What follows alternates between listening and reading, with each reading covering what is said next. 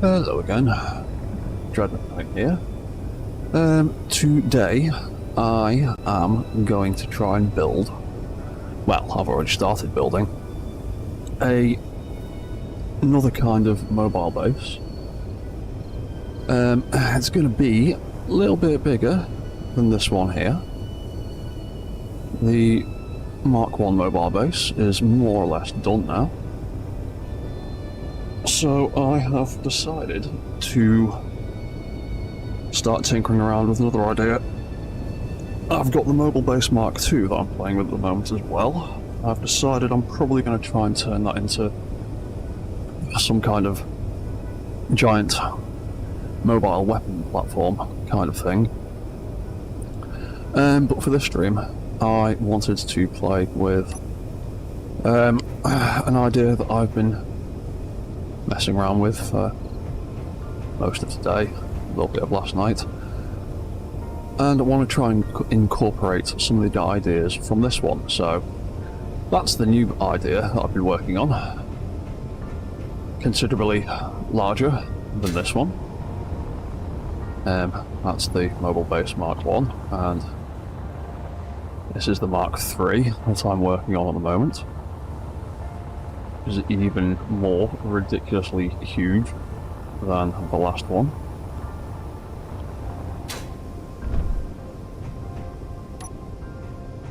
And so far I've set it up with a basic pilot seat kind of setup that retracts from the ceiling, and you can jump into it and then it spins into position, and it's got a bunch of displays.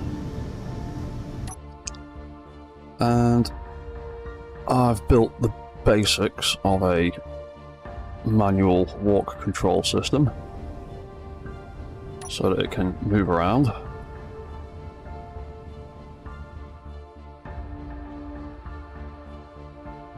This thing's a good demonstration of scale and speed. As you can see, the leg animation for it looks really quite slow, but it does do about 10 meters a second once it picks up speed, which is almost twice as fast. Actually, no, it's probably... Oh, I just booted that little drone out of the air. It's actually a little bit faster than the other drone, the other base. And that's because even though its legs move considerably slower, it's covering a lot more ground. So yeah, you can see at its max it picks up nearly 10-11 meters a second. But yeah, so far it's got basic forward controls. It's got some basic turning left and right controls, so we can maneuver it about. I still need to build the reverse mode controls. And yeah, there's a whole bunch of other stuff that I'd like to do. Now, the main thing that I'd like to try and figure out is a way to get into it from the floor. Because the little walking base, or the, not exactly little, the smaller walking base, has got a lift system that can deploy and drop down to us, which works pretty well because of the height and the size of it. The only difference with that thing is it's considerably larger, and I've already done a bit of testing, and to get a piston to sit nicely near the floor the same way that one comes down to rest isn't going to be as easy, and I'd need to stack quite a few pistons on top of each other or do a weird configuration of them to get them to extend the right way. So I decided I'm going to try and do something a little bit different with this one. So I want this little section here to be the entrance to the mech.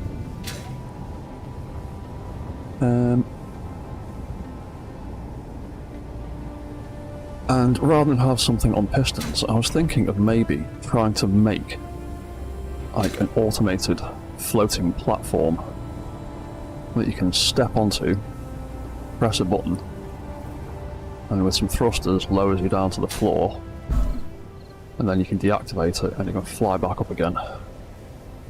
Might be tricky, but also might be doable, so I'm going to give it a try. Ooh. Yeah, sim speed ain't the happiest with the size of this mech, but we'll just have to deal with it. So, to get a connection point in the middle, I want a drone that can float. I need it to be big enough to fit through this door, or small enough rather, to fit through that door. I want it to have a connection point in the ceiling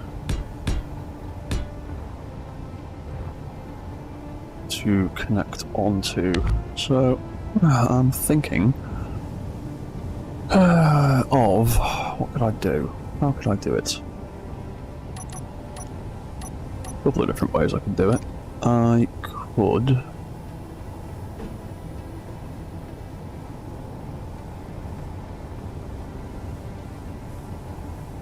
could potentially bury a rotor in the ceiling, attach a small head to it,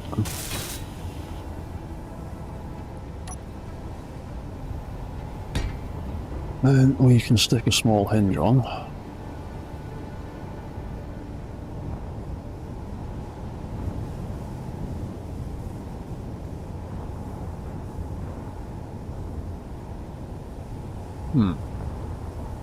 Or, I think that might be a little bit too low once I've got all the bits in place. I don't actually need to use an advanced one. I could probably get away with just using one like that. Now, add a small head on. Weld that up.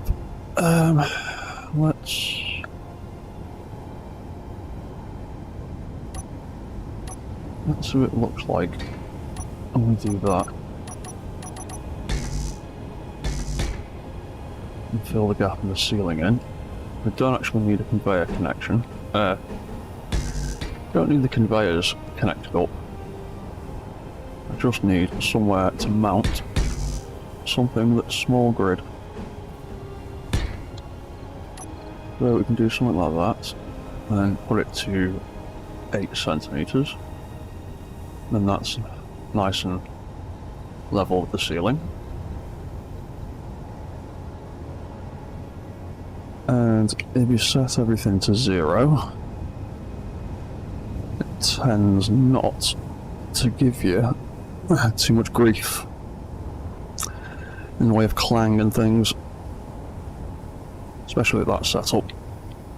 With the triangle blocks at the edge, they don't seem to clip very much, so yeah. We shall go with that.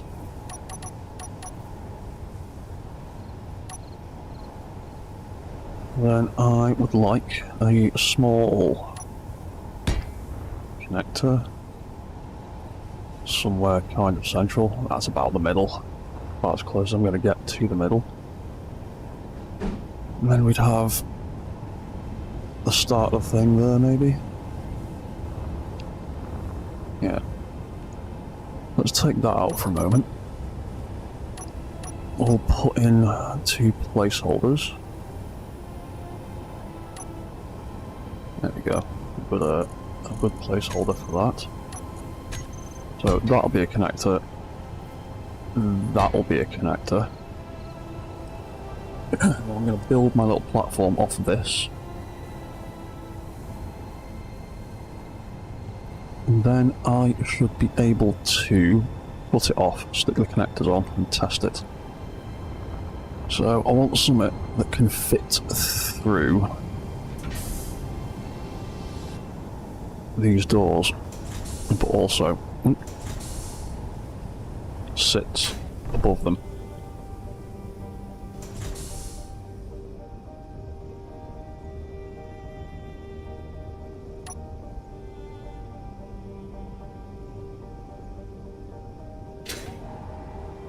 What could we do? How could we build this thing?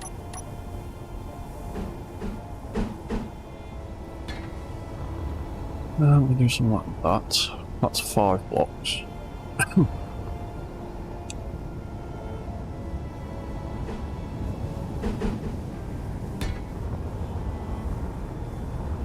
Fit. That would fit. Yeah, so that's still got room around the edges. Have a look. Stick that on there, all the way down. Yeah, it's still at least a block and a half's worth of space there, that's fine.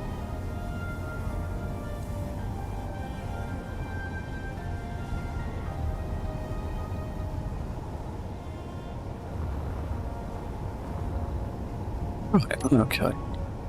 I want to give it a sort of, maybe, ribcagey kind of feel.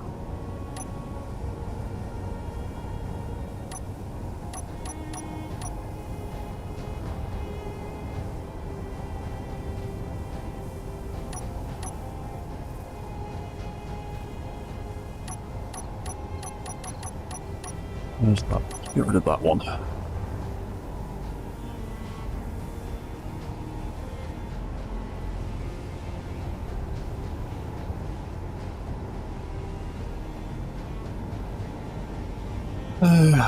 Right, so that can go there.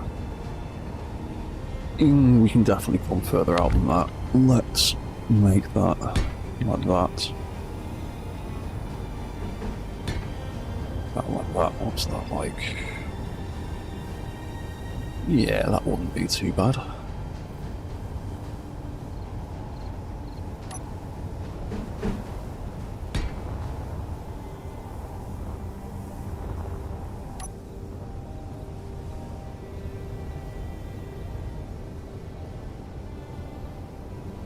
Might even be a fair bit higher than I need it to be.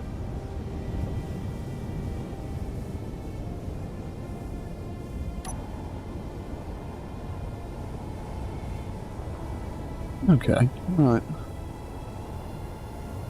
How big am I? I am. Yeah, about just under rather, 5 blocks tall. So that could do with being a little bit lower.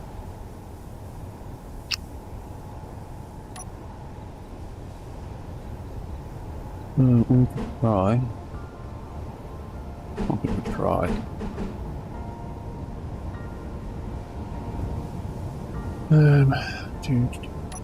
Let's just do that for now. Keep it simple.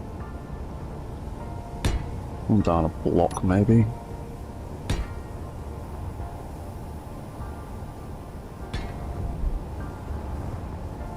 Yeah, it's about in line with that.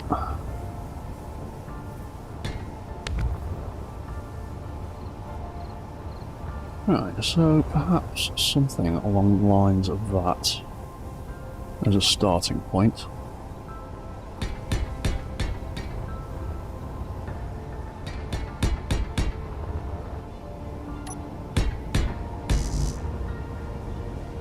Oh, hey, Jack Riggs. Pardon me. Today, I am building a new mobile base.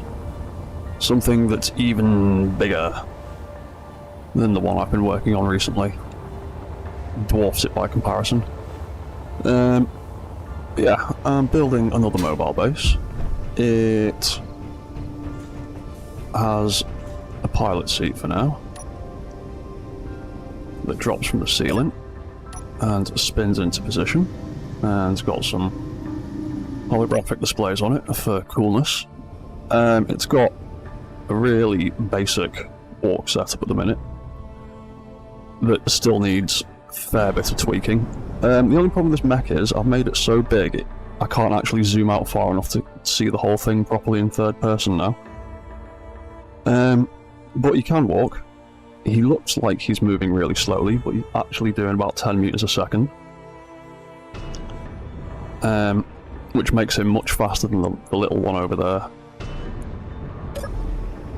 Yeah, I'm just messing around with that idea at the minute. And, like I said, I've built the basic kind of shape and structure of it. The idea I've got in my head for this one is like a sort of walking citadel tower block kind of thing.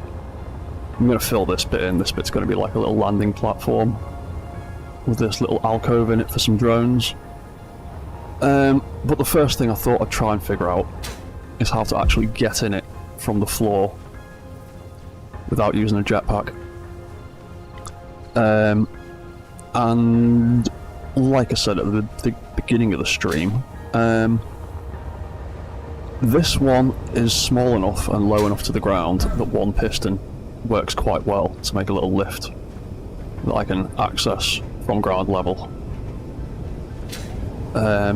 This thing, however, I've tried putting pistons into it, and I can't seem to replicate the same thing over there comfortably over here and make it look pretty. So I'm trying to figure out how I can do a automated floating platform that uses thrusters to move up and down and lock into place rather than pistons. Might not work, might work really well, won't know until I try. But yeah, that's what I'm building right now, is trying to figure out how to build a little floating platform that's small enough to fit through this door and able to do the things I need to do. Oh, it's like you're saying, you've got a mobile hover platform. If you put extra control on the outer left or right side, it can help. Oh, hello, old hide. How you doing, man? I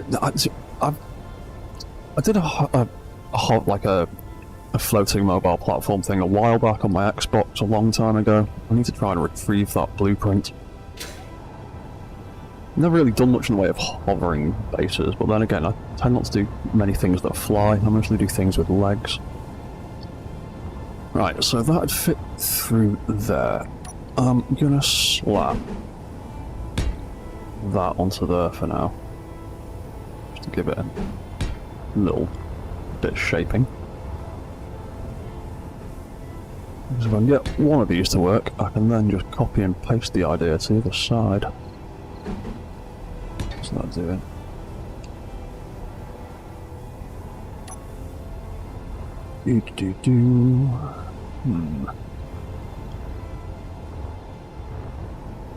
Right, so that would be potentially the floor of this thing.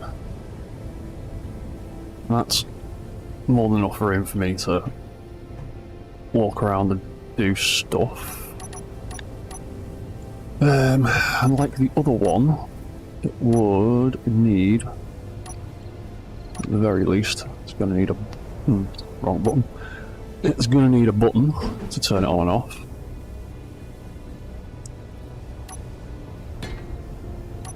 I'll stick one of them there for now.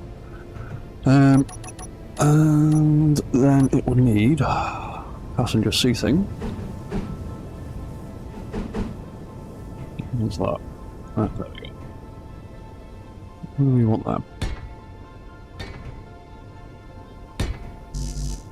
Yeah, we'll go with that. So I'm sort of designing this base to be a fair bit bigger than the other one. So I'm expecting, or designing it with multiple people in mind, so let's give it lots of seats. Right, then what else would we need to make this thing work?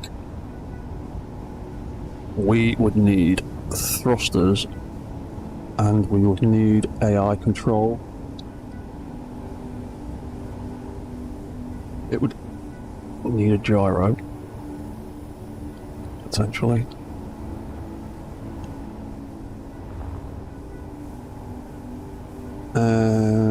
Yeah, it would need a gyro.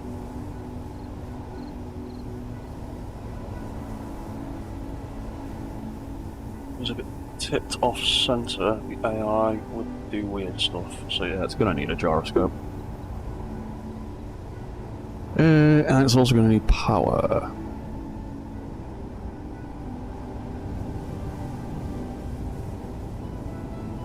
Oh, damn. Oh, you know what? I'll just put batteries on it.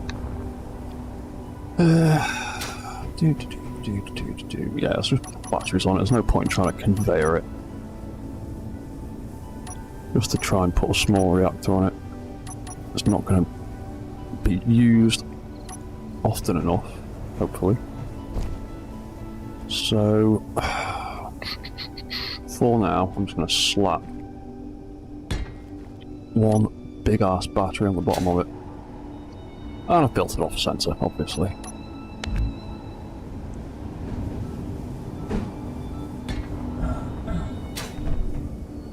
Yeah.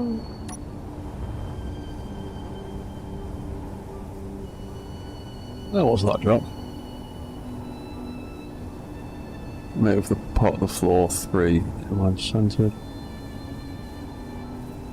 Oh, 3 inline center gyros. I mean, you could do. Gonna need to put the gyro somewhere.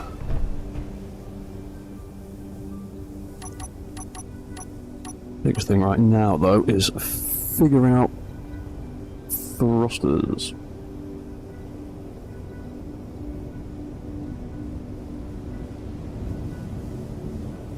I mean, I could do a long chain of clanky hinges. I've seen people doing like rope and pulley type setups with hinge chains, and it makes me feel uneasy looking at them. Watching all the sparks and all of the hinges twitching. It's not a good feeling. That's going to be a bit big. I don't think I'm going to need that much power. They might be a bit small, but I do like the look of the little ones. I wish we could get some of these fan thrusters, but full block versions that were like twice as strong as the half blocks, because I really like the look of them. They're a little bit underpowered sometimes.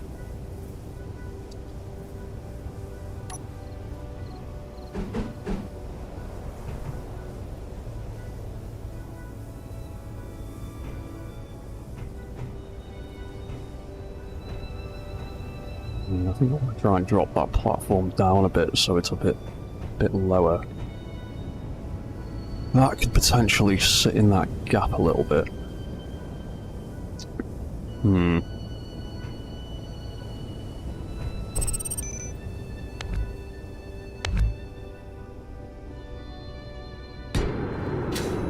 Do that. What does that look like there? That sits right. Ugh, that looks shit. You know what? Let's just try it with a buttload of the fan thrusters because I like the way they look.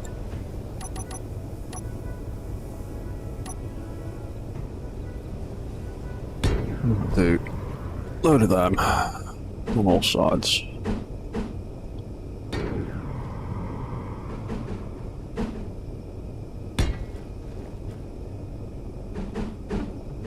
It's not really gonna need much in the way of directional thrust. It will need some. But for now, let's turn those thrusters off. And I'm gonna stick that on recharge for a minute so I can charge up. AI controlled, yes, that's kind of the idea. What I'm going to try and do is do something similar to the docking routine that these guys do, where they use relative waypoints to lock onto a location with precision mode. Because with precision mode, if you set the angles up right, they tend to lock into the direction that the GPS location was made at, from what I've noticed anyway. So you can kind of get them to land straight. I mean, it's all an experiment. It might not work at all. It might just clang out and explode on the door frame every time, but like I said, won't know until I try. So we've got some vertical thrusters for lift. Gonna need at least a couple for left, right, forward and backward, just to keep it on track. Those, now, I might just tuck behind the passenger seats.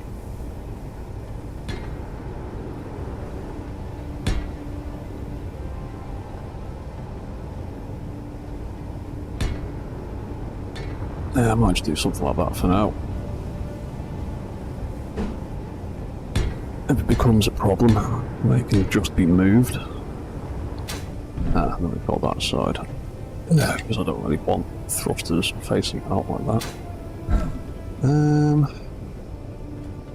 I might just do that, actually. In fact, actually, yeah, I might put them all on the bottom. So they're all tucked away into this space a little bit.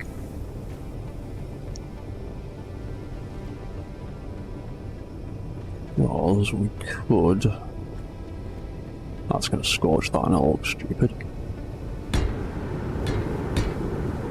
I'll just do 3 in either direction. Oop, that's the wrong way around. That's the wrong way. That's the one.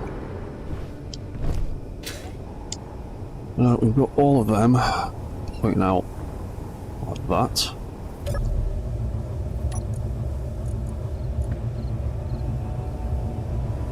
Not that one. That one, please. Just turn all of them off.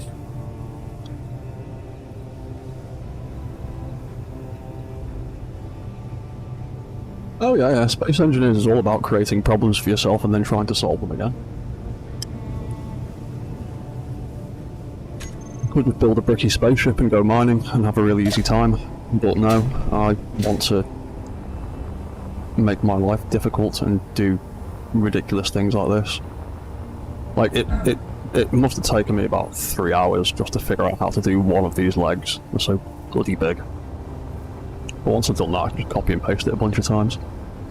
And the whole thing was pretty much built out of 5x5 blocks of cubes, so I could kind of figure out the spacing and try and keep it consistent. And I ended up with this weird shape. And now I have to work around it. Ooh, there we go. Yeah, I'm definitely going to extend that down a bit so the platform sits lower. Right, that's got thrust, that's got power. We... What else do we need to do, realistically, to make this sensible?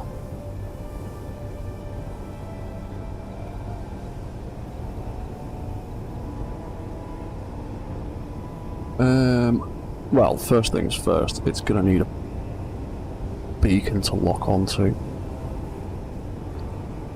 which I can't put in the middle because I've just done that.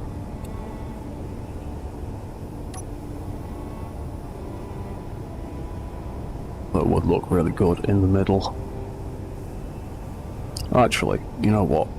I'll just... in fact, actually, mumbling to myself. Where's my antenna? Let's use one of the new beacons. So the relative waypoints to work. it needs something to lock onto. So we'll stick one of them on there, and that's what the drone will lock onto or use for its relative waypoints. Oh, hello, Great Note. Oh, you managed to catch a live stream. Sound, man. Yeah, I'll be doing this for at least another 3 hours, probably. At least 2.5.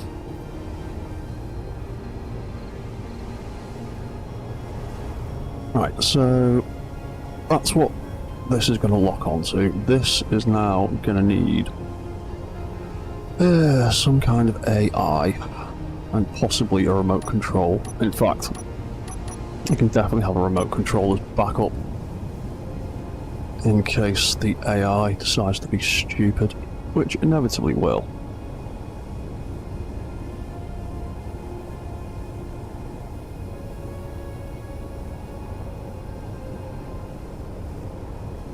What would be the best way of going about it?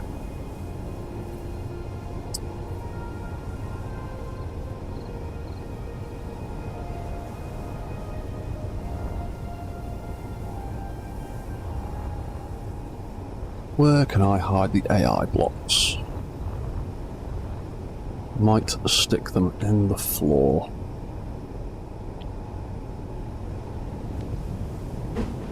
So good. Yeah, and then I could... Yeah, I've got room to cover them up. So now...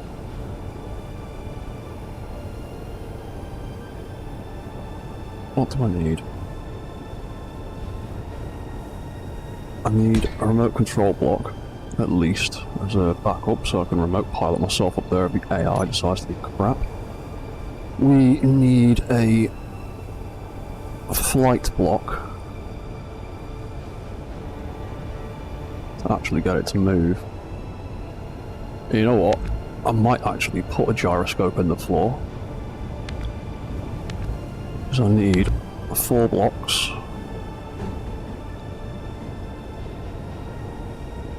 One for movement, remote control as a backup,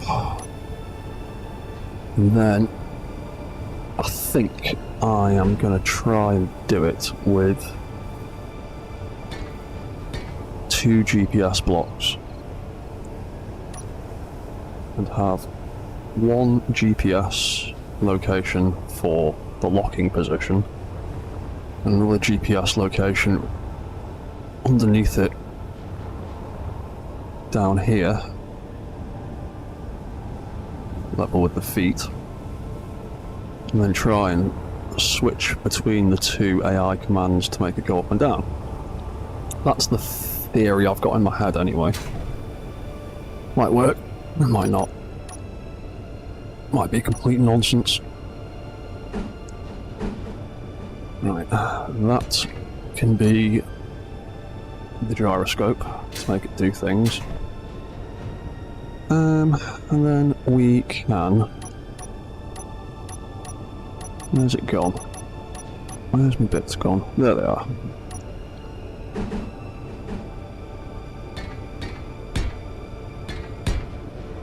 And we can cover that up a little bit, but not so much that we can't see it at all. Pretty that up a little bit, make it not look quite as crap. Right, and then that can be the controls for the platform. So it's got power, it's got thrust, got plenty of battery now. Give that a try. Got gyro. We need to cut it off, stick on a connector, and work out connection point. Right, thrusters, let's turn them back on then.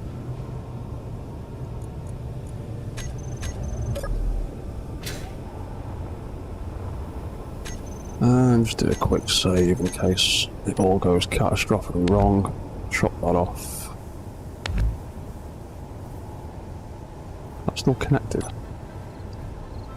No, it's not. Oh.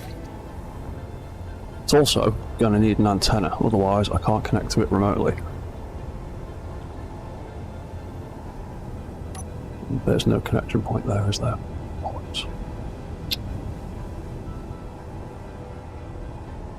Back. I'm going to put the connector there.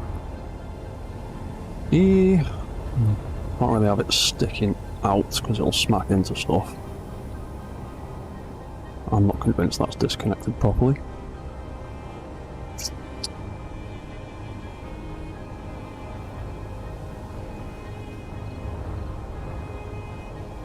Oh yeah, because I also want to build ramps onto it as well that fold up and down. You know what? We'll just stick it up here for now. It can be moved. It is only an antenna. Just need a signal connection. Right, let's name this. Landing platform.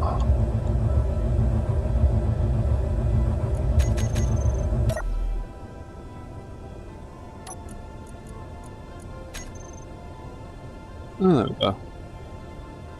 I'm in control. Cool, okay. Open that. Open that. Off onto there. We'll build the rest of it later.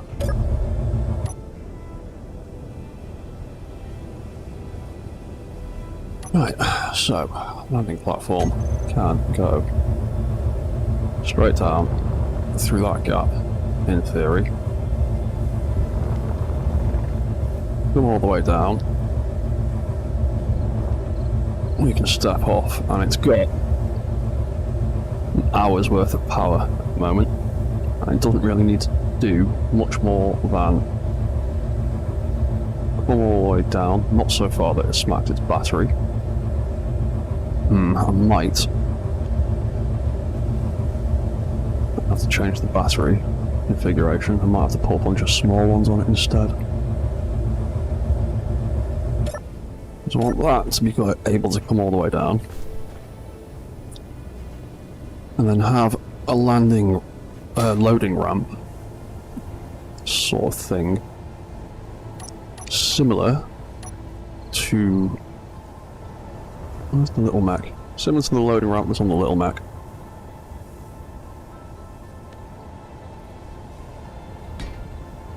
Might change them to that, and then I can have a set of hinges on there. Oop. Oh, cheers, man.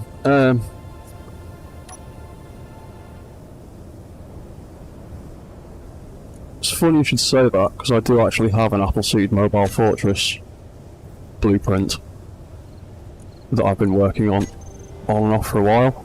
Will it let me spawn it in this game? No, it won't, because it's got too many mods in it. But I do have an Appleseed Mobile Fortress that I need to come back to. I'm sure I've posted at least one video of it.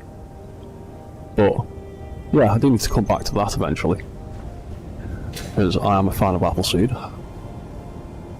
I'm a big 90s, early 2000s anime nerd, which probably ages me, pretty obviously.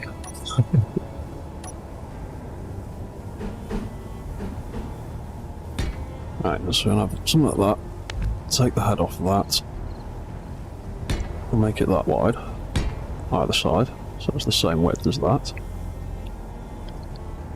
Then we can, where's it gone? You can add a new hinge head into there. Highlight that hinge, click detach just in case, click attach, there we go. Now we've got two hinges attached to one grid. So then we can, let's do something like this for now.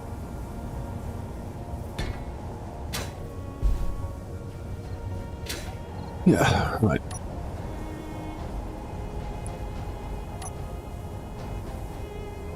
And I want this ramp to actually be able to lean back and touch the floor reasonably, so we will make the top out of it out of them. So let's go with... how wide is it? 1, 2, 3, 4, 5, 6, 7. I just put 5 on there. Let's have 2 more. Like that. Behave. 7 long.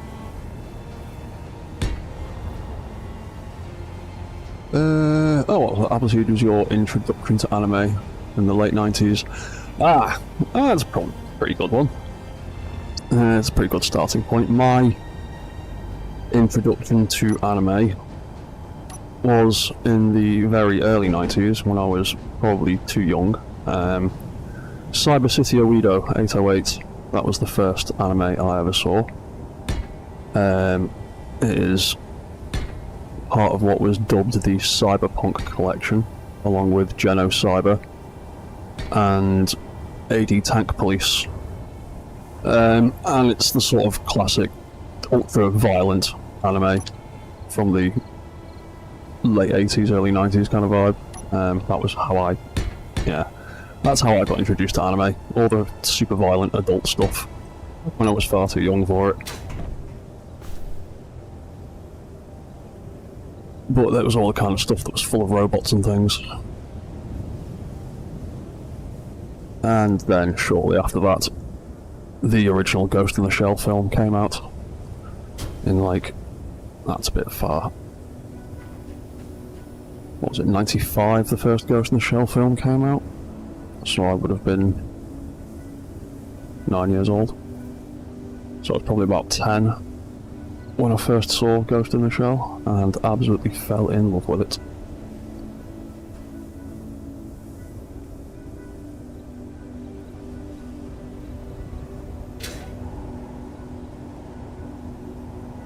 Let's make that, make that, do that.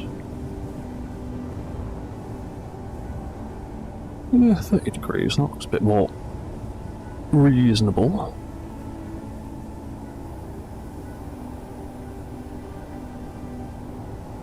Yeah, Appleseed, Ghost in the Shell, Gundam Wing, stuff like that, like all the robot-y anime, that's what got me really into mechs and anime stuff. Control, yeah, let's keep that level.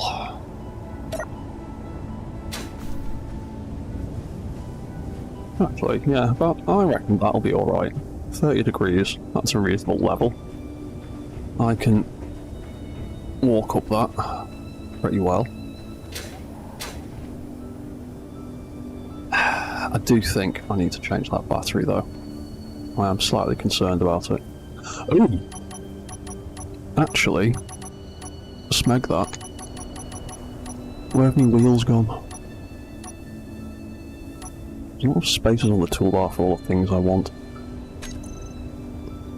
Suspension. Get rid of them. I could... That's the right one, there's the left one.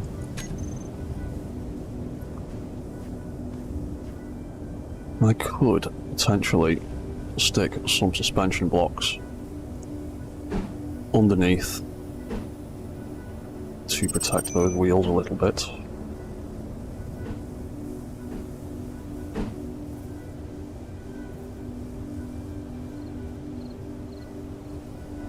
The ones look like I put a regular one like that.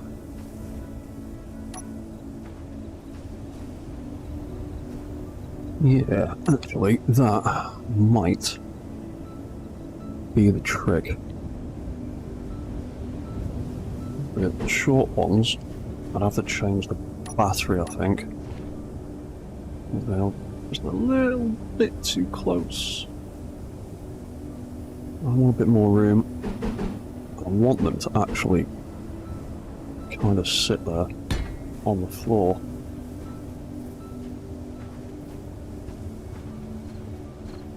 I've just picked the wrong wheel. I'm an idiot. That's the one.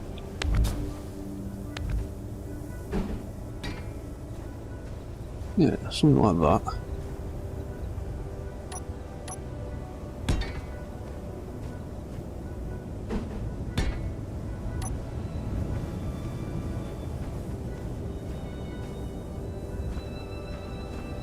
Yeah. And that way, the drone can't, well, the platform, I don't know why I call it drone. Yeah, the drone can't smash itself to pieces when it hits the floor, or if it hits the floor too quickly. The suspensions can save it. Yeah, I'm going to go with that idea. I like that. So, friction, we'll leave that 150. That doesn't need to be there. Weight offset, we'll have that on that. Strength, 100. Power, don't need it.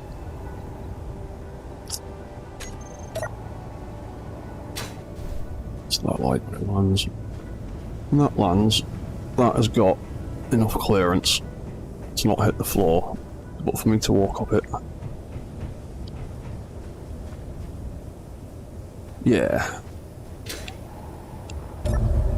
And to conserve power, we don't need them switched on. Because just being on, they use 8 kilowatts of power. Being off, they use none.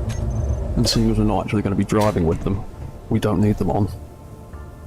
So that can save power for the battery. The trickiest part of all this is going to be lining the GPS points up nicely. And hoping that it doesn't spin out of control when it goes back up. So... yeah. So I think I'll put another ramp on this side as well. Because that way you can get onto it, and then when it lands, they can fold out either side. You can get off either side. When it launches, they can both fold up, and then when it docks, just that side can fold down. So you can disembark inside the ship, or inside the mech. At least that's the idea I've got in my head. So we will plop another one of these on here. 1, 2. I didn't need to delete that, but I want to delete that bit. Thank you. You can go as well. Then we can have that across there. Oh, in fact, I could be super lazy. Let's just copy that whole thing.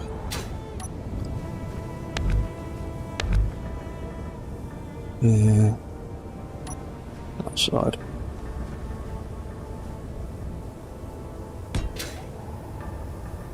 Much easier. Right. Stick another hinge head back on there. And we can click detach, because sometimes it bugs out. There we go, that's that's attached. Let's sort these out. So, landing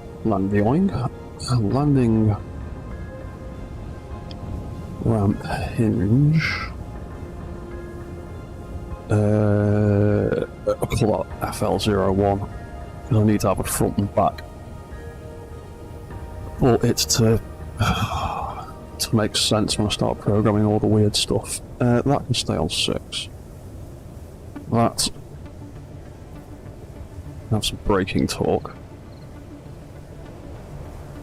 Copy all. Alright, that should be cool. Copy, paste. That can be front right. So when it launches up into the air, that'll fold up like so. Find a better place for that antenna. And we'll have the same thing on this one. That'll be rear left. That one can be rear right. That way we can disembark either side. Reverse that. Reverse that. So yeah, they'll fold up and build like a little barrier around the back of this so nobody falls out. Then we can take a seat, or we can, when I get round to it, it'll press a button. That'll activate some AI, take a seat, and then the whole thing will be able to, in theory, fly up through that gap and dock around here somewhere. And then those two hinges will unfold. So for that to work, that will need to be... I'll just get in it and take control of it again. Level it out. So that needs to sit about there-ish.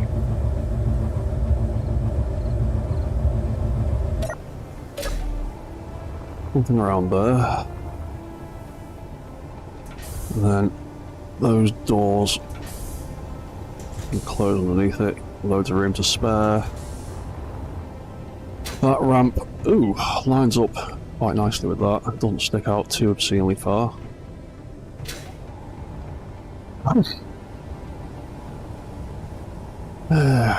Right, connection point, connection point.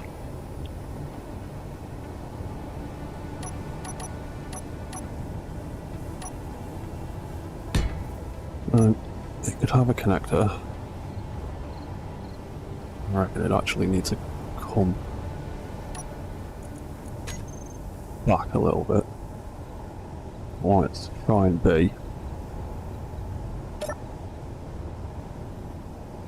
Won't get it perfectly centered because of the way the blocks are lined up, but yeah, wall's in the way. That's still got plenty of room that side. That's still got plenty of room there. So somewhere around there, it needs to lock on. Right, that's probably about a block over from that. And I'm not going to conveyor it. Doesn't need it. I just need a connection point. So, how could we make this look cool? We got... We'll essentially just stick a connector on the end of a load of beam blocks. That looks like it's going to line up quite nicely. Where are we? There we are.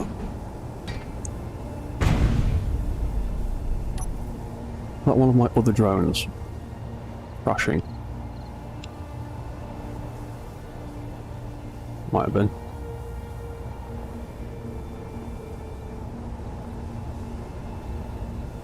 So that looks like that lines up quite nicely actually.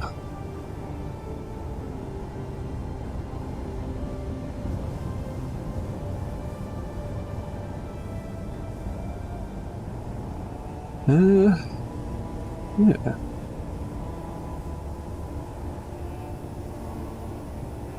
Cool, okay. So let's take control of that. Because the magneticism of that will actually help grab it and keep it in line when it comes in. Fortunately, it needs to turn the thrusters on and off when it connects, otherwise it'll do silly things like that. So, let's put some event controllers on here to do that.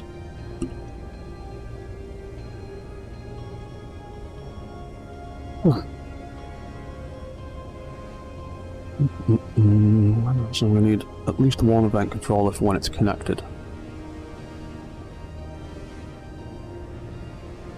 We might need one for the switch.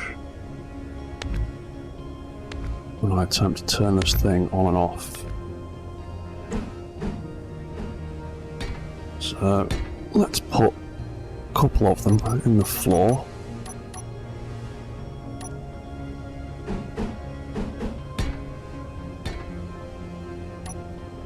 We'll end up using that space as well. So that controller can be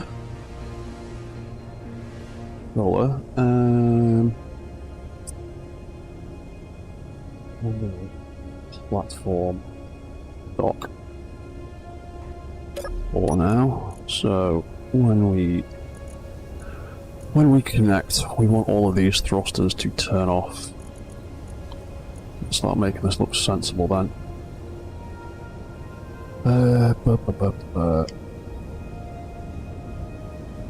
We'll land 01 for now.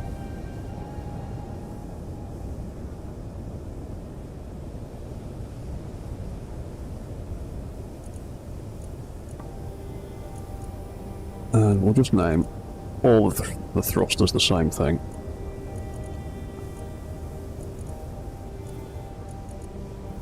Because we don't need to group any of these in any other sort of way. We don't really need anything else to control them.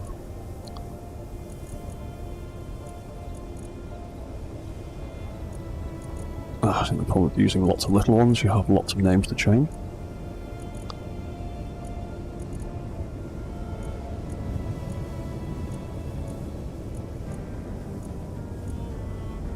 I'd swap them for larger ones, but I think that would be overkill. To be honest, all of those up thrusters is probably overkill, but we will make a group for all of these. That can be thrusters, and then thrusters. Wrong one. Dock. When we connect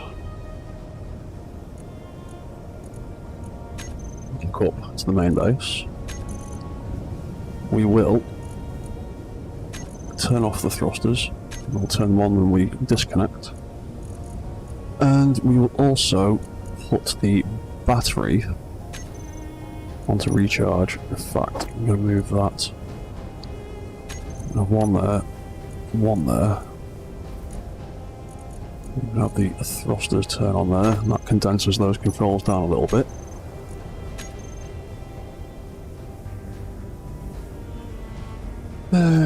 Right, so... Oh, bloody passenger seats, you can't use the toolbars on them.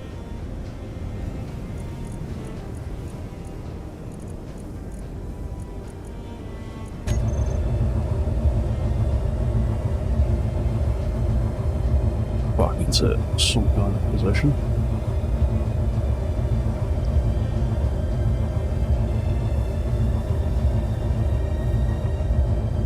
We'll try and get it as centered as possible.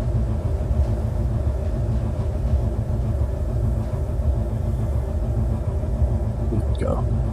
Right, connect. Right, there we go. Thrusters are off. Batteries on recharge. Cool. Hey, right, so what else do we need to do then? So that can connect. Ooh, I'm gonna fill that hole in so I don't do that again.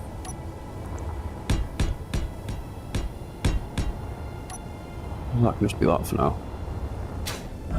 Because if I can get this working, I've got similar ideas to do other bays for other things, like mech walkers and stuff like that, and have little drop pods for them as well.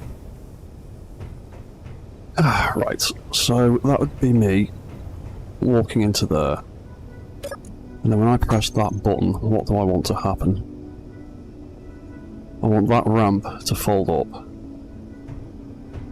and then I want the AI to engage. Oh yeah, that's a point. Let's make some waypoints and see if we can get some of this working.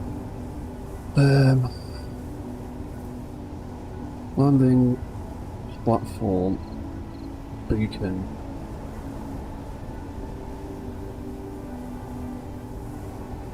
That does not need a broadcast radius of that. It doesn't even need a 500 meter one. Oh, I can just have that because it's only ever going to be this platform that's locking onto that. So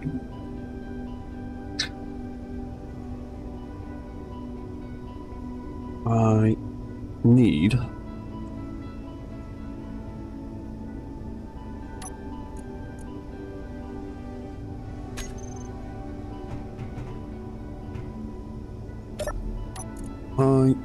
to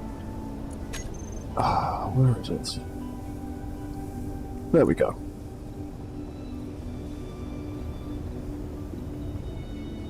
Right, so that's going to be our movement block to control the platform and make it move up and down.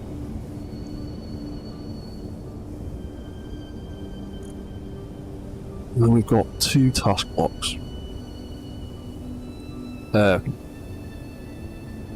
Recorder blocks, rather.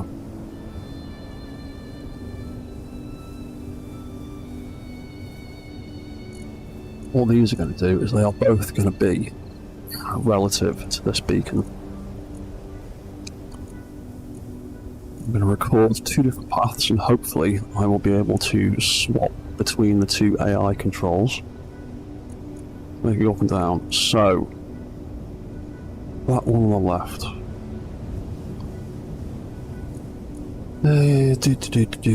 Call that AI unit. Launch. We'll call that one AI unit dock.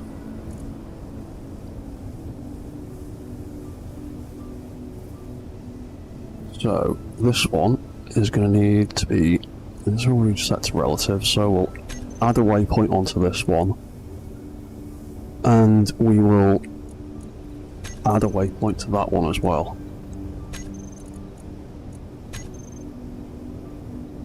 Let's also turn on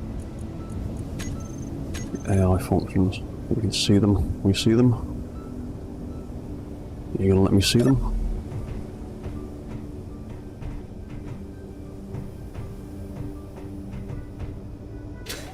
No?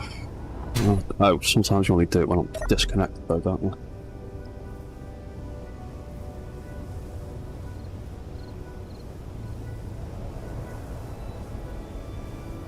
What's going on with my internet connection? One thing's saying no data, the other thing is saying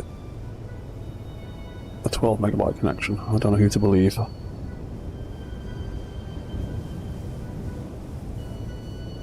You gone back to normal internet?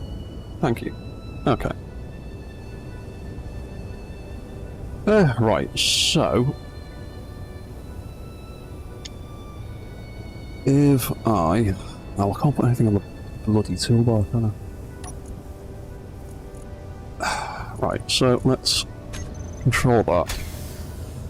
Disconnect. Right, everything is alive.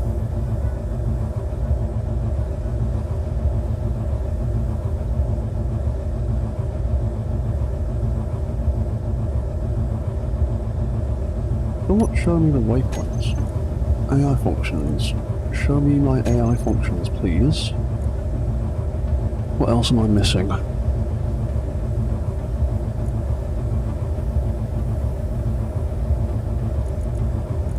That's on. That should be fine.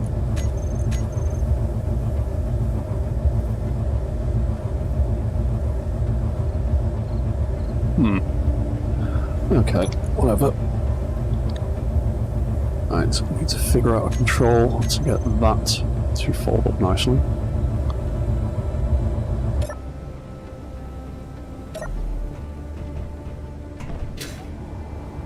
And then we will need to figure out a way to make that door automate and open by itself.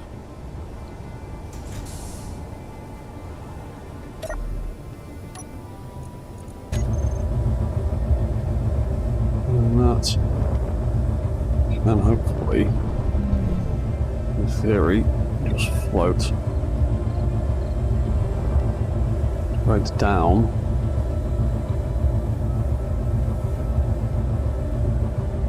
and too far. I don't want to tip it too much. Right. And then we should be able to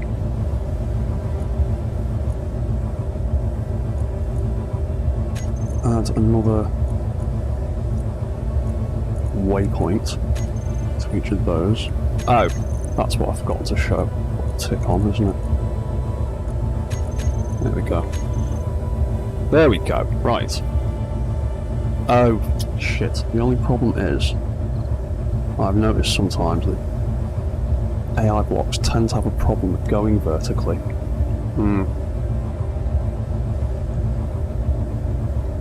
Potentially problematic. Right. Well, we'll see what happens anyway. So if I turn that one off for now.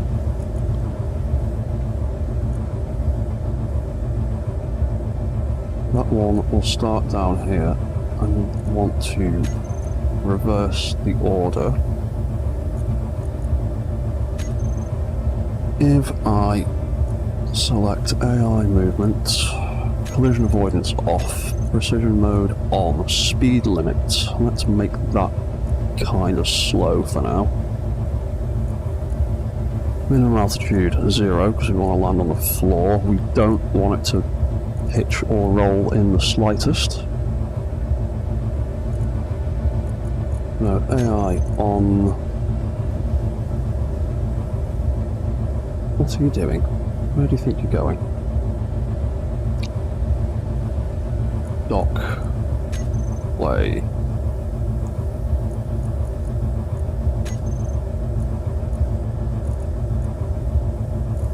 Oh, I got them the wrong way around.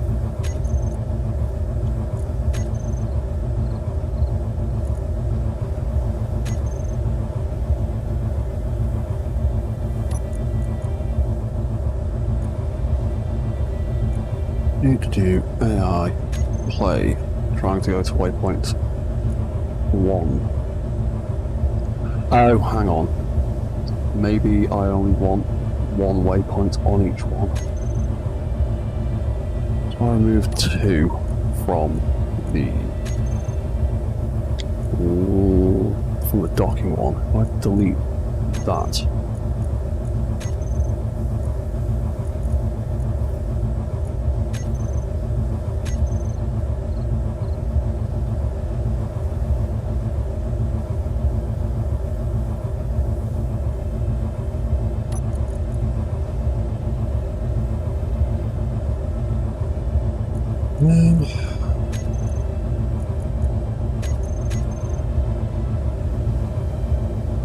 Why you no go nowhere? What are you doing? Oh, because I was just on control, maybe.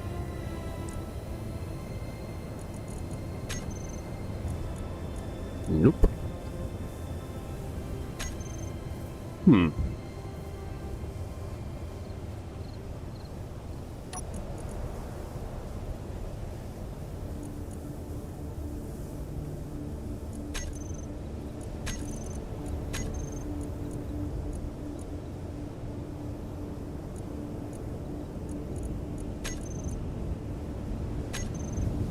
Moving to waypoint 1. Yeah, see, that's the problem. It struggles to get to its locations when they're directly on top of each other. What can we do about that then? Because, yeah, it's...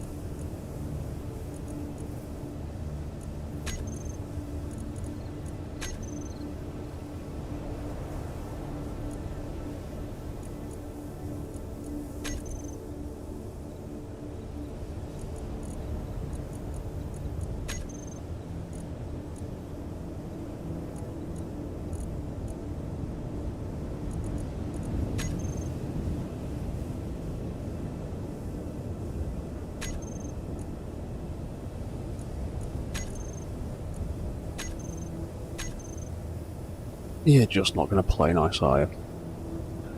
Fine, right, so, okay. Try this a different way. Turn that off. Turn that off. Let's delete waypoint 2 entirely.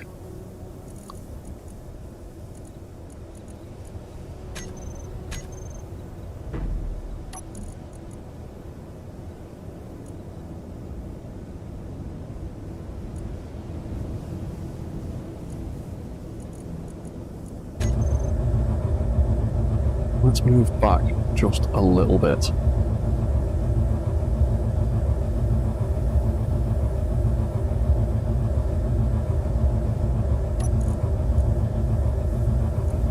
And try taking a GPS location from here instead.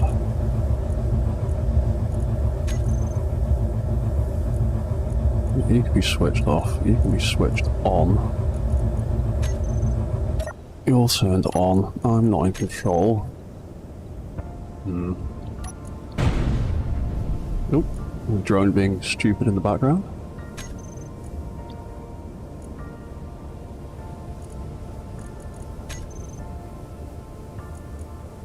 Oh, that's off, that's fine.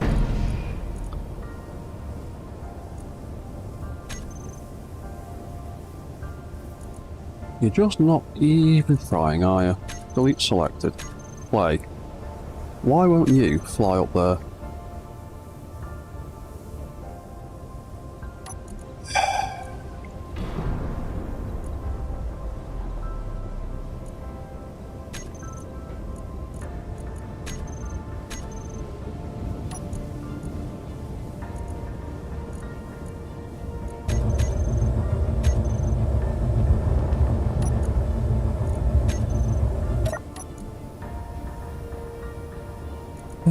Right.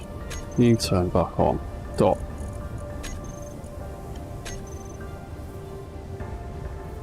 Yeah, see. This is the problem. When it's on an angle, or when it's directly underneath, it has problems and it's gonna hit that and be stupid. Yeah.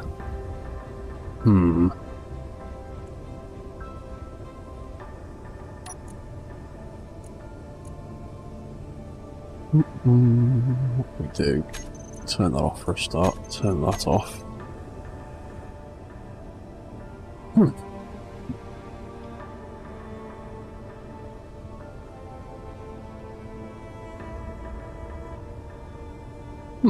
Perhaps an AI block is only going to cause problems.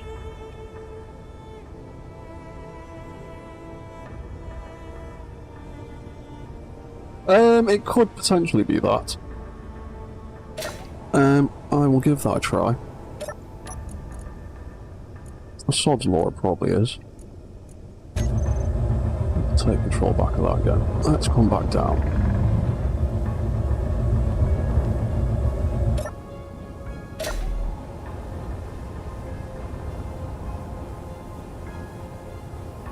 Yeah, let's just try putting one on it for now, just so it's got something. Doesn't really need much. Stick one of them there for now.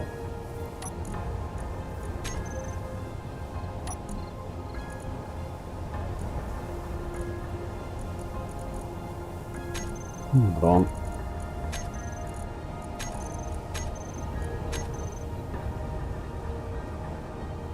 There you go, that may have been the problem. You might have been exactly right. Without that up thruster that it's not going to use in the slightest. Oh, look at that, there you go. Well, there you go, Alt-Hide. Thank you very much, that seemed to be the answer. Sort of. It's not quite gone high enough, but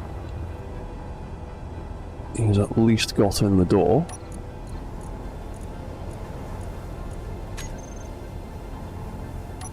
Kind of. And you just given up. You have just given up. You were nowhere near. Nowhere near.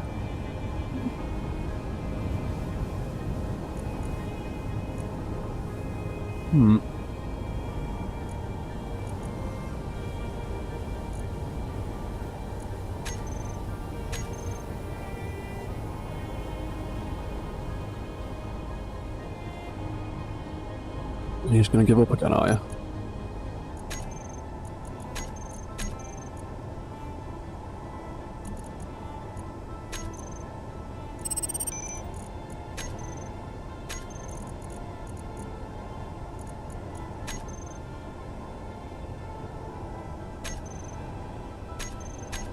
Just have to keep clicking that until you'll actually make your way all the way up.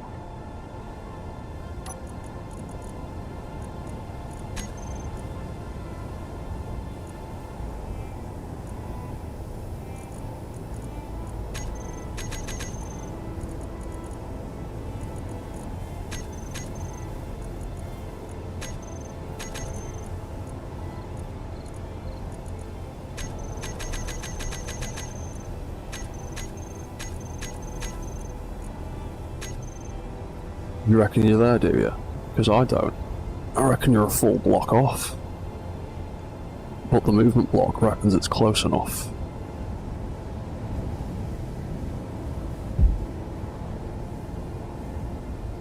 Okay. Well... Can the doors close like that? Yes, they can.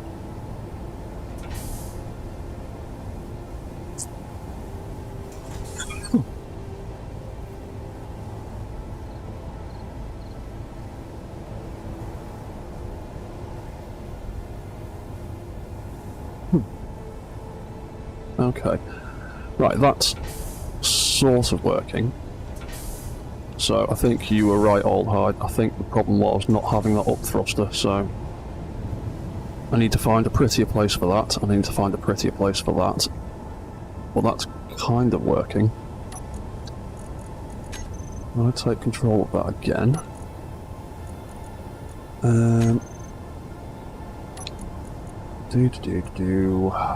Unit. Let's turn that off. Turn that off.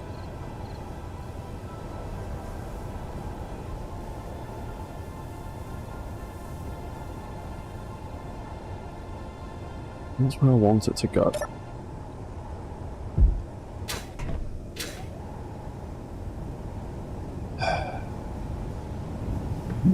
I might have to take that off, record the GPS a block higher maybe.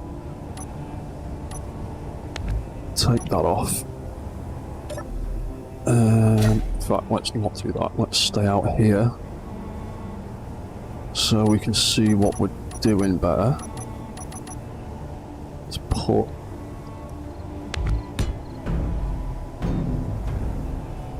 Yep, that's totally what I meant to do. Let's put that there.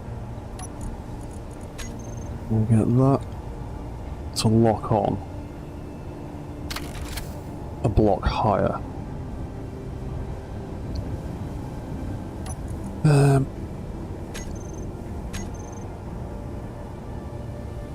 Then we can delete all of them. Delete all of them. So for the launch one, we are gonna add, where is it? A waypoint. The dock. We're gonna add a waypoint.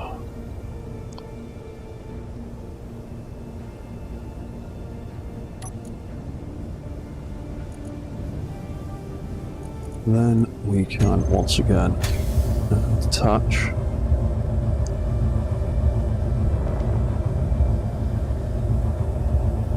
Fly straight down. Oh, I know what I can do. I can put an altitude meter, an altitude event controller on here to lower the ramp. We can come all the way down. And then record another two. Add one to dock. Add one to launch.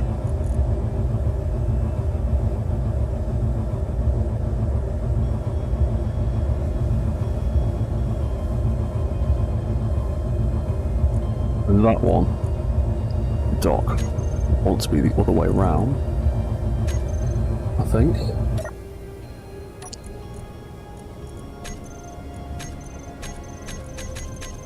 Ah, because it's already internal, that's why. And then we can try turning that back on. Oh, off he goes. Because that block was already switched on.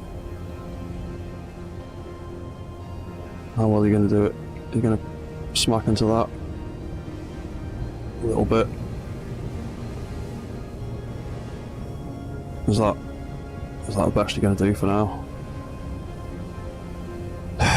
Well, slightly better progress.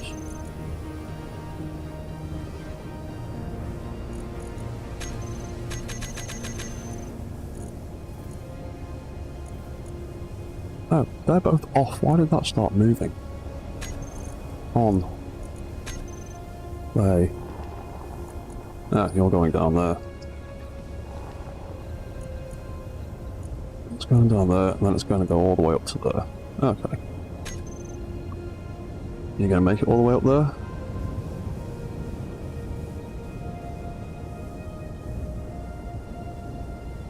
You're going to do it? You say you're going to do it? Just need you to get high enough to reach that connector. I'm going to move back. Ah, damn it. That's nowhere near. You call that close enough. That is nowhere near. Oh, and then I've clicked play again. You have to go back down there. That waypoint then. So you can only go up to one.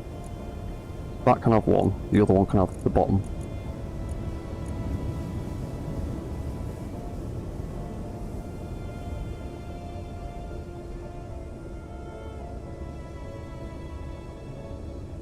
Oh, come on. That's nowhere near close enough. Keep going. Keep going. No, keep going.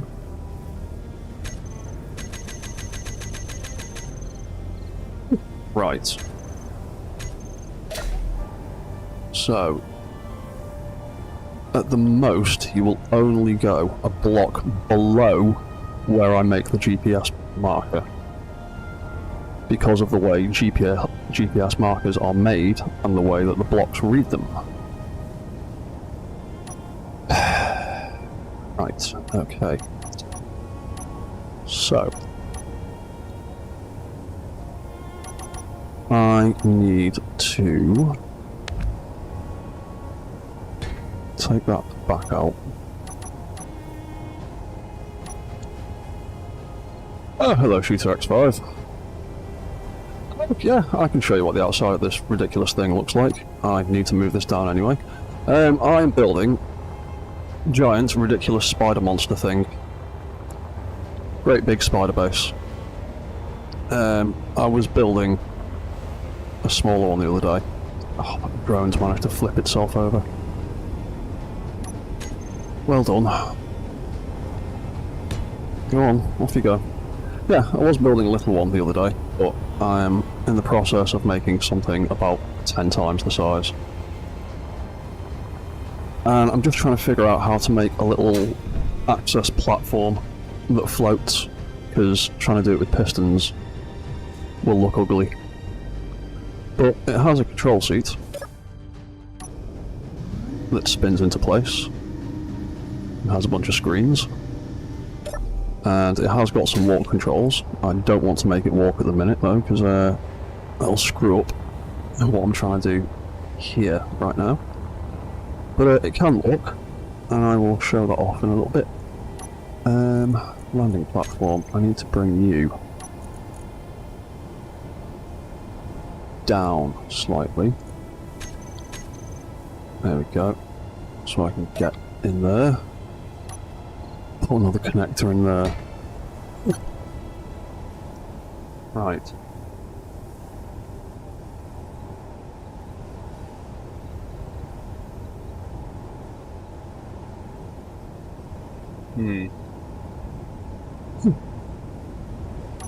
So if I jump back into your controls, if I just have one marker for each, just delete that. So you can only go to 2, and you can only go to 1. Oh, cheers, man. What's that? What's the block limit like? I generally have the block limit disabled on my PC. I haven't really worried about block limits for a long time. But it is currently 30,000 PCU and 16,000 blocks, which wouldn't surprise me. How big's that one? This one's almost ready to publish. I've been putting the finishing touches on it the last couple of days. So this one will be on Steam and Mod.io probably within the week. This one's only 43,000 PCU and just short of 4,000 blocks.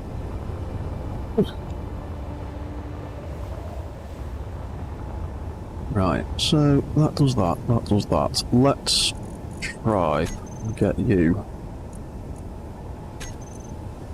to press the right button to start with. So that's going to be on, and that is going to be on, and that is going to launch.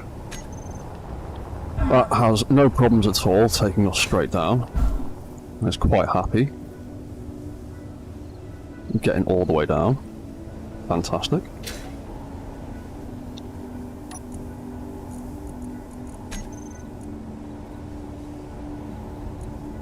And then docking control, we would want to turn that one back off, we'd want to turn that one on, and we'd want to play that.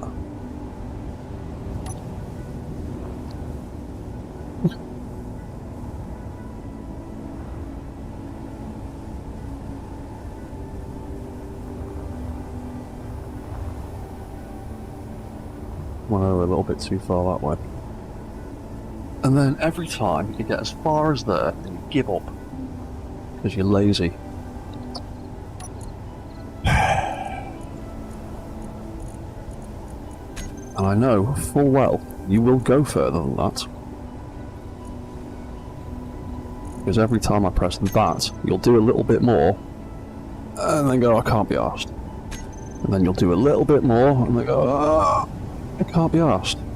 And then you'll do that little bit more, and then you'll connect. How can I get around that?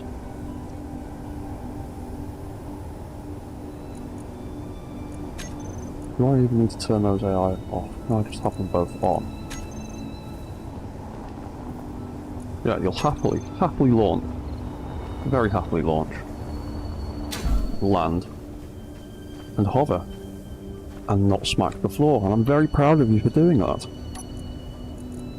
And it's easier to put in the same amount of effort going the other way. And you do really, really, really, really well. Right up until you get halfway through the door.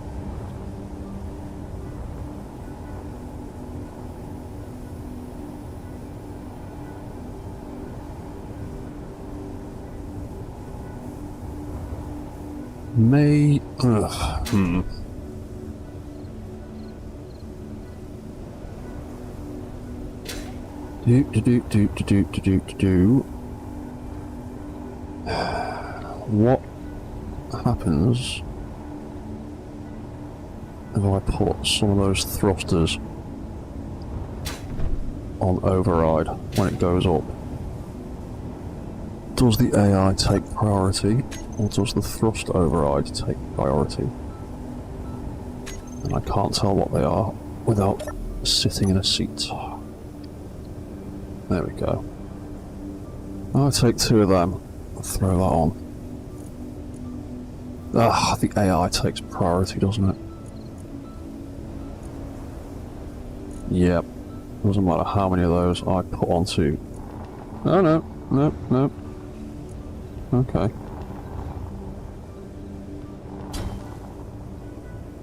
You just drop like a stone when I do that.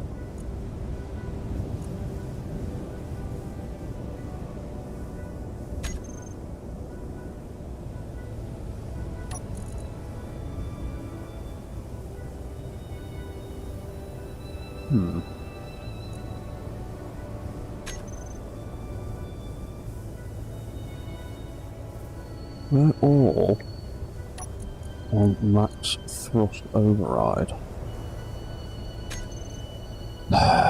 Is that an AI issue? If I turn that off. Yes, it is.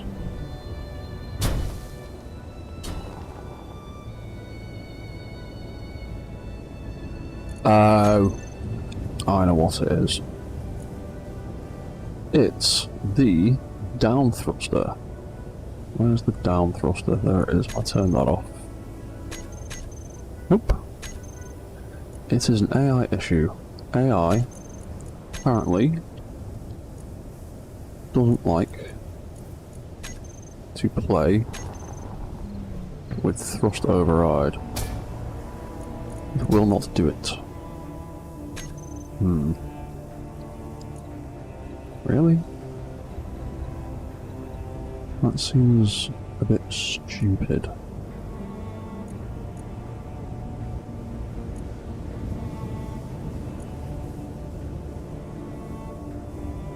Surely if I put thrust override on, it would max it out.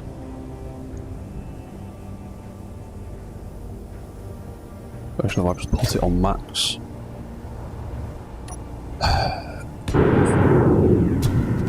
Nope. Right, so I can't use thrust override with the AI apparently.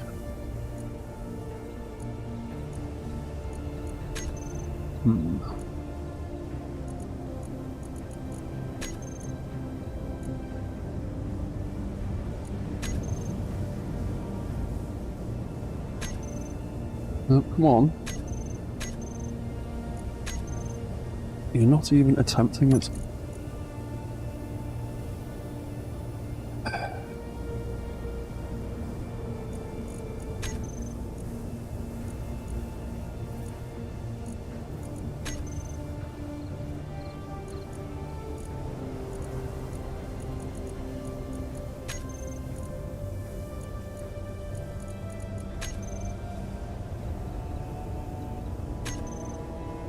And now it's refusing to move at all. Bloody AI. Precision mode is on and collision mode is off. Although I did turn precision mode off for a second. Collision is definitely off. Inconsistent AI blocks. They get moody. They don't like to do what they've been told.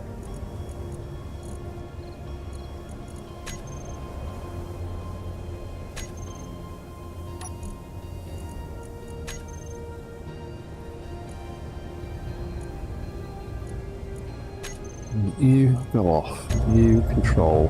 Moving you a little bit out of the way.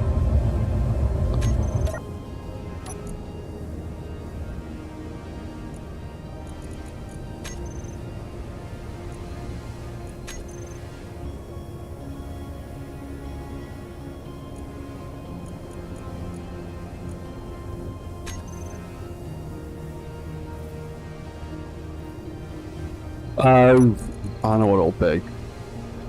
I turned off that down thruster that it so desperately needs to work. That'll be what it was. Yeah, that's what it was.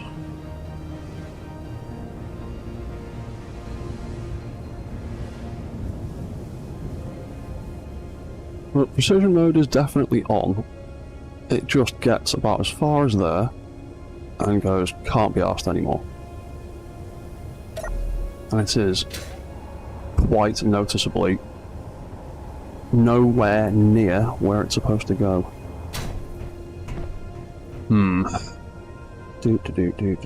Do.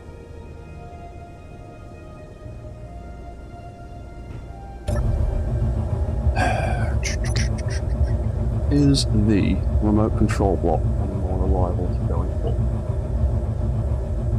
Because the launch block does fine. He works perfectly. He lands exactly where I want him to. The only problem is I can't use relative waypoints with the remote block, can I?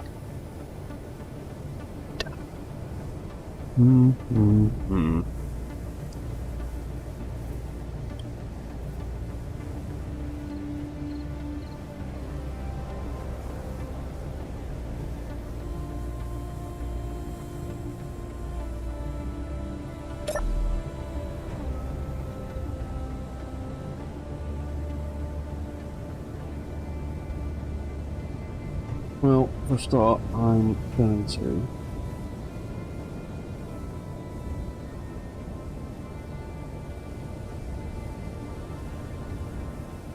I'm going to make a controller for landing ramps at least for now. Controller, landing, ramp.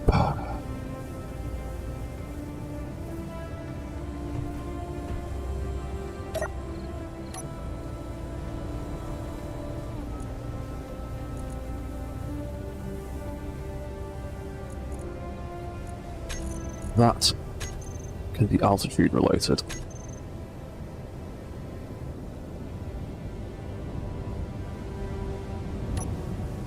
Top button. When this thing is less than, I'll say 5 meters for now.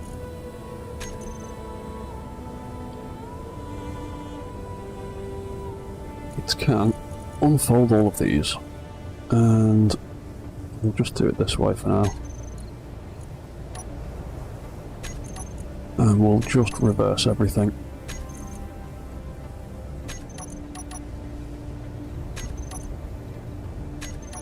In both directions. Yes, old hide. I'm going to try a few things like that, like cycling some of the functions. I'm thinking of maybe just putting a timer block on that triggers the play action again, because it seems to work fine if I give it a bit of persuasion. Once it gets up there, it will get close enough. But even with the precision mode on and the collision mode off, it still seems to give up about 4 feet away from where it wants to be, which isn't helpful. So let's deploy those. So they'll be like that. Click the dock button. Yeah, I am literally going to try something like that right now. So we get over 5 feet, 5 meters. They go up. Huh.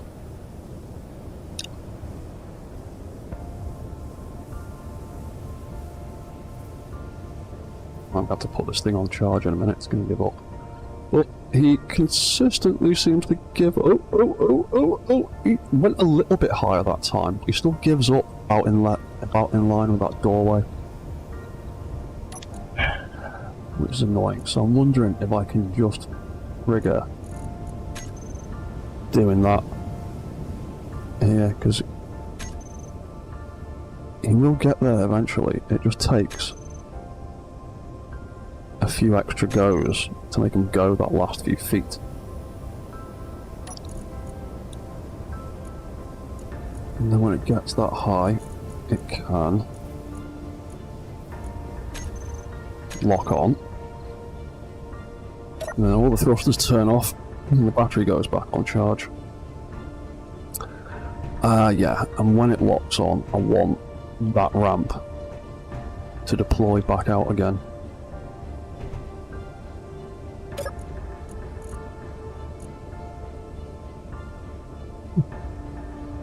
To be honest, I could even move the connector up on this thing a little bit, maybe. Ooh, I might even be able to make a piston actually that comes down and grabs the thing and pulls it back up. Might try and do that actually. That could probably work. Yeah, but for now, what did we want to do? We wanted to make that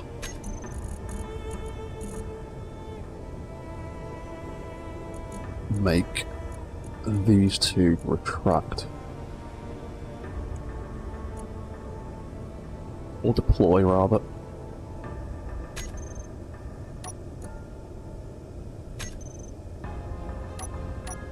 Have that reverse and have that reverse.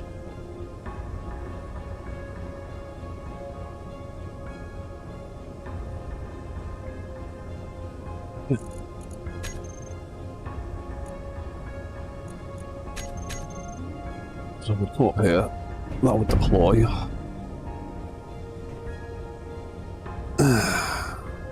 It's never going to land on a perfect angle, but at least it's got room to get in and out of here on foot.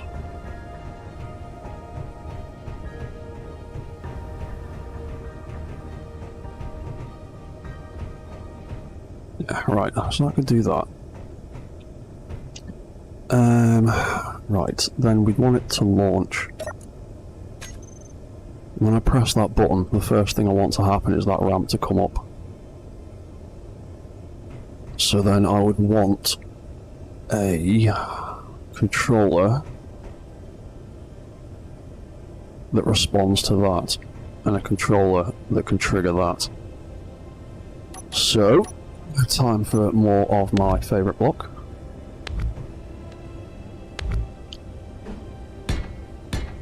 Stick a couple more in here. Call that one controller landing pad on off for now, because that's going to be the main switch to do the whole thing. And that can be controller launch 01 for now, because I'm not sure how many I'm going to need. I might need more than one. And then we need a trigger, we need a switch.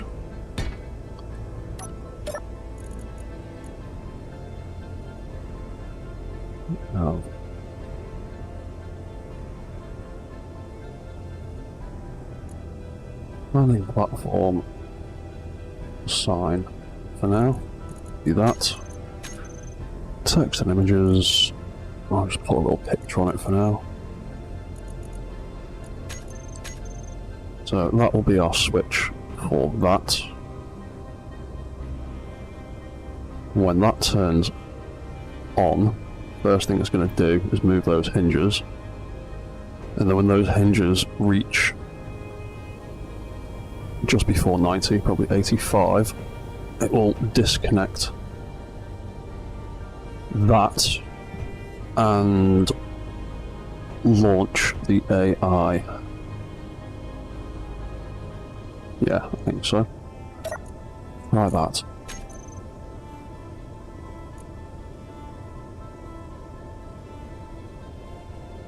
Oh, I've got pad instead of platform. So that's going to be a block switched on and off. That is going to be... where is it? Oh, I didn't even name it, did I? Or did I? Landing platform sign. Yeah, I did.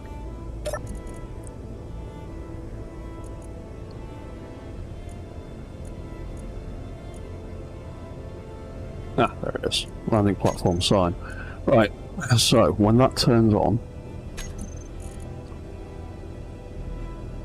that is going to...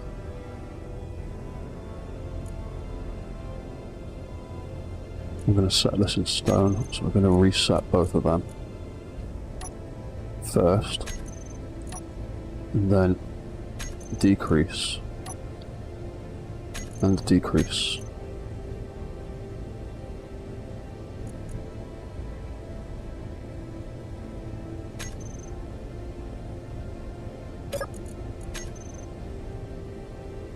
And then that, for now, can be that sign turning on and off. So, if I hit that button, turn it off, hit that button, turn it on, that'll retract that. And then when that gets to there, we will disconnect that and turn on the AI.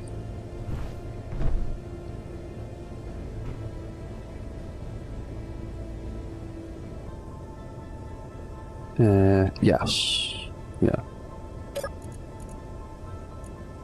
Well, in fact, actually, how much room's in that?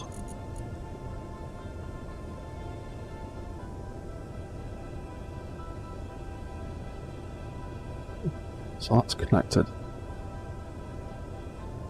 Oh yeah, there's loads of room in that. Right, so when that disconnects,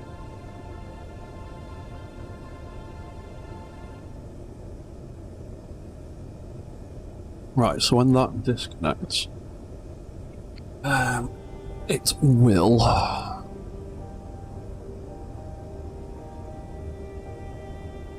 turn that block on. Actually, I'm going to move this over. How many blocks have I got? 5, 6, I've got plenty. Will do for now anyway. So that will turn that off and on when it's connected.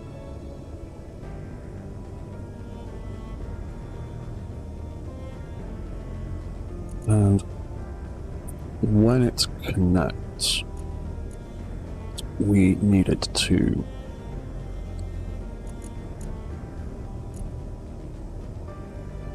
disconnect rather. We need it to turn that block on.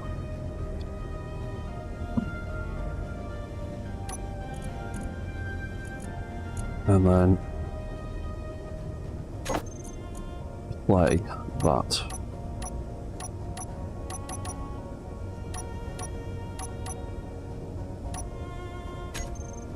Yeah, we'll try that for now. Right, so that lifts all the way up there.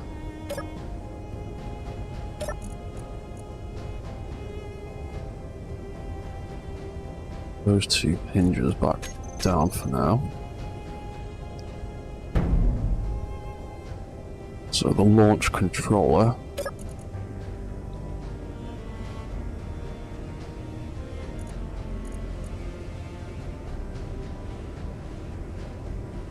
landing platform 01 launch. When those hinges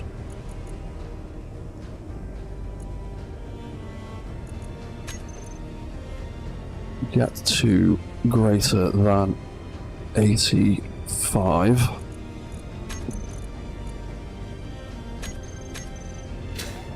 it is going to disconnect that connector.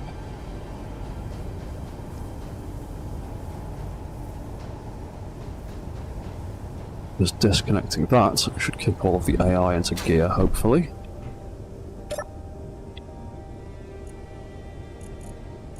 Oh, that doesn't want to be in there. So, when that gets to 85, that will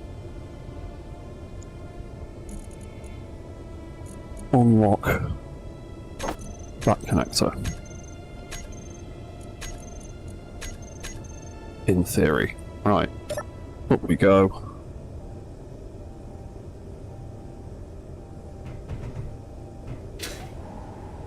Didn't disconnect. Okay, try that again.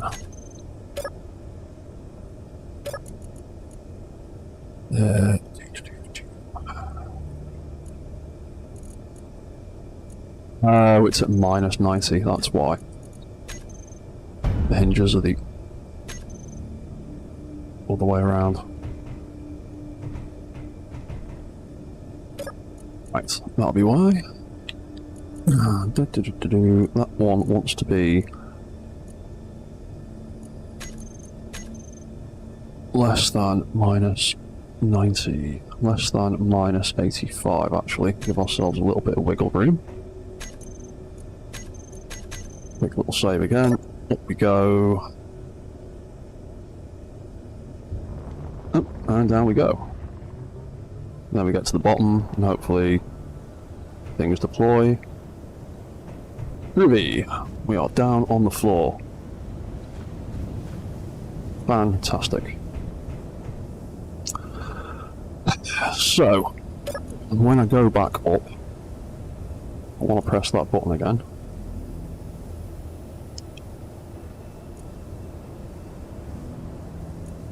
There's a capital L in there. So when we turn this off, what we want to do is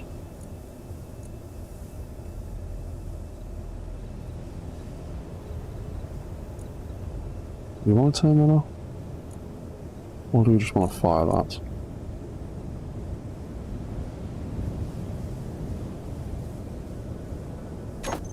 I'm going to turn it on anyway. And click play.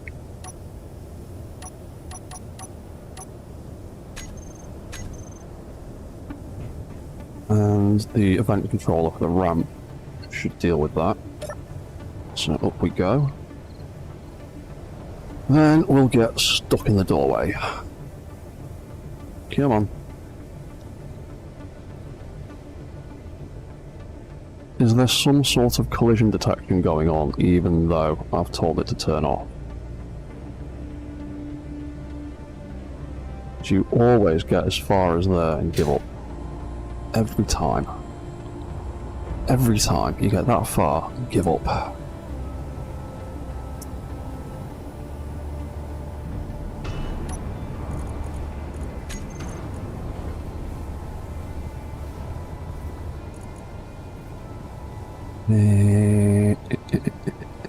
What am I doing? Wrong one.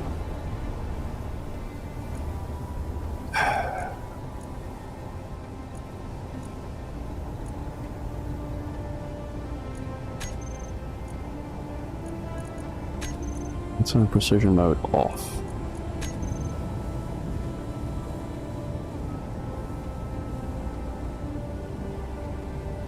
There's the precision mode thing. Are you getting fussy about that, are you?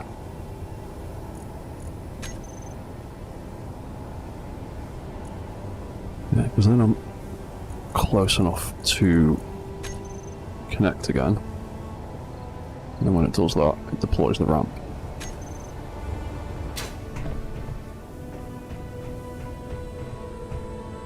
Alright, so what if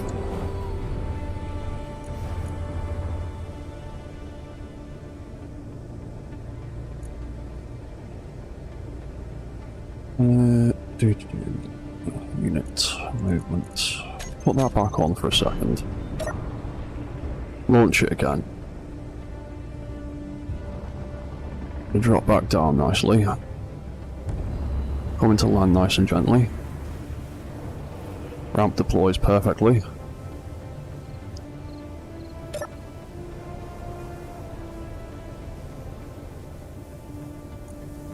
What if we turn precision mode off for the way back up?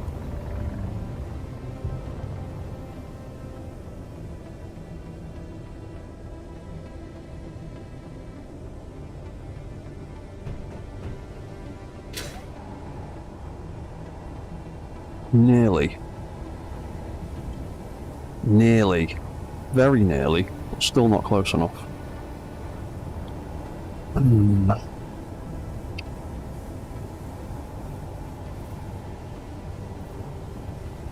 I might build a piston arm that comes down and grabs it on the way down. Because once it's locked on, all that stuff's going to turn off anyway. And then the piston can pull it the last 2 meters. Because I need it to sit there so that the ramp deploys nicely there.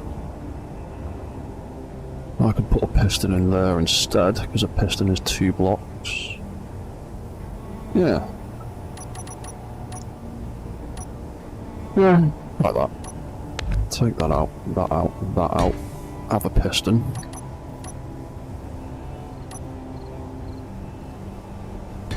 Have a connector.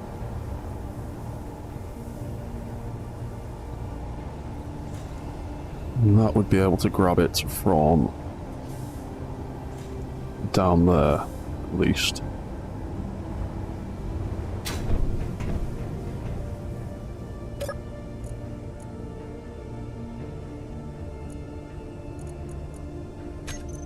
Vision mode back on. Launch that, let's head back down.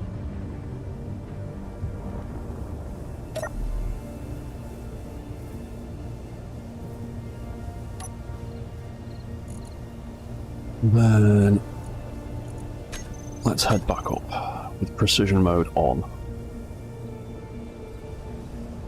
and see how close we get to that thing.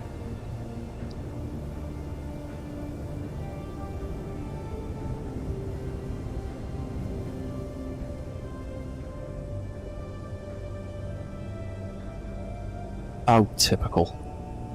Yeah, it might be a precision mode problem then. I might have to turn that on and off in between things.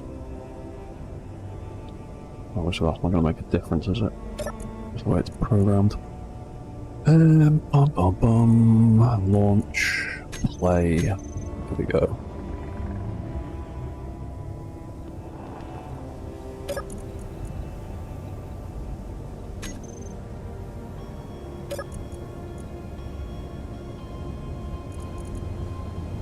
And when that turns on and off,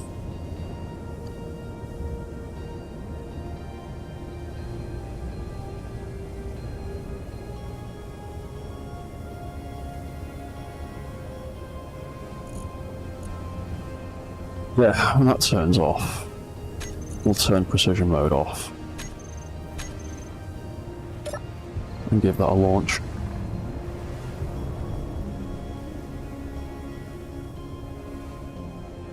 Then we come right up into that piston.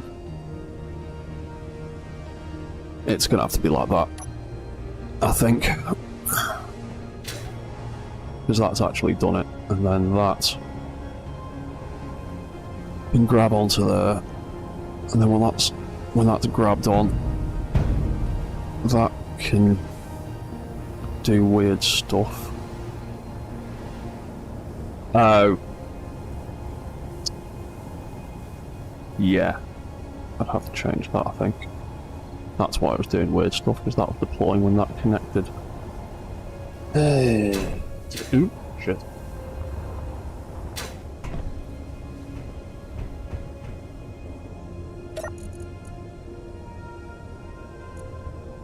So, when that connects...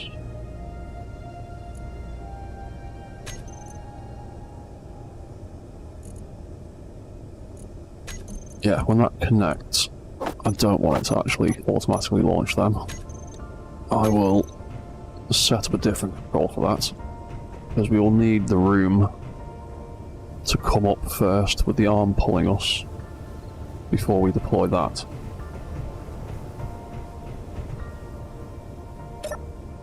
We can send that up. That will drop us down. That will deploy the thing.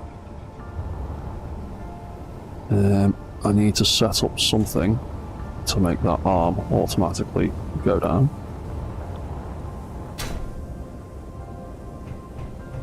Alright, then that can land down here. We can go back up. Oof, that's pretty close actually.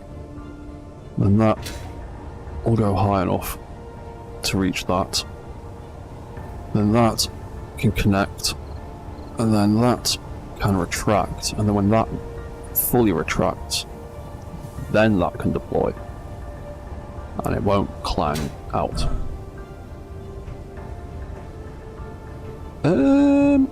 I could do that. I've noticed in the GPS blocks though, the more waypoints you put in, the more opportunities you've got for the thing to smeg up and get things wrong. Because I had lots and lots of problems with that with those drones. Because I set up like a multi-stage set of waypoints into land, and they just kept getting really, really confused. Because I had all of these waypoints packed in quite closely together. And now they literally just have one on the landing pad and one about here in the air and a little bit further back. And they land perfectly every time now.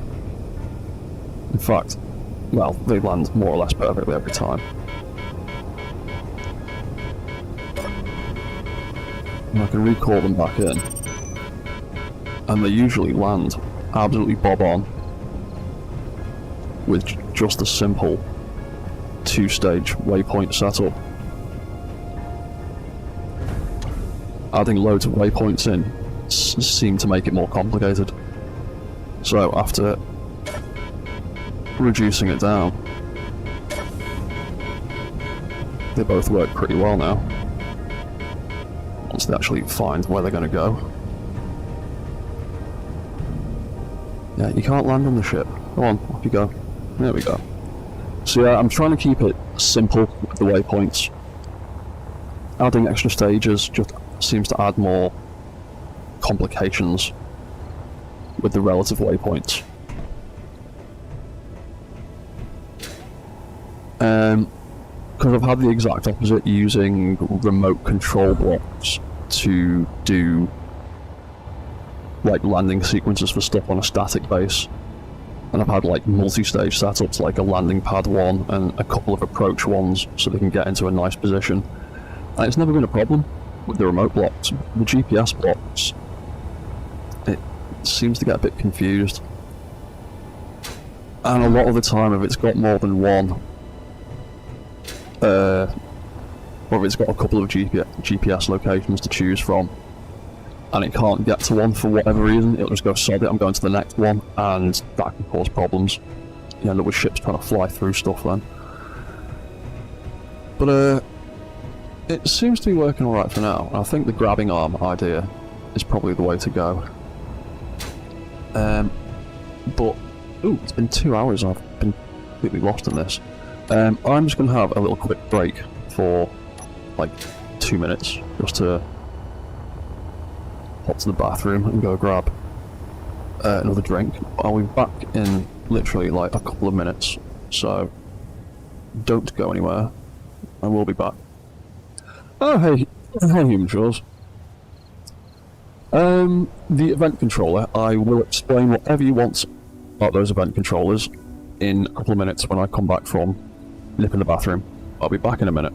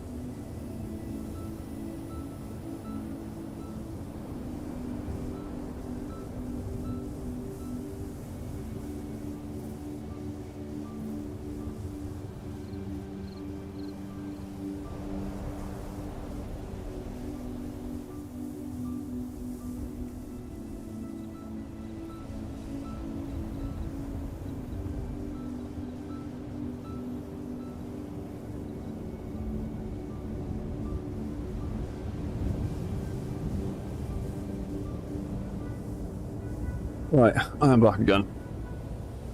So what's that, Human Shores? You're trying to create your own launchable missile where, when the merge block releases, the thrusters turn on Oh, right. Hang on. What we're doing?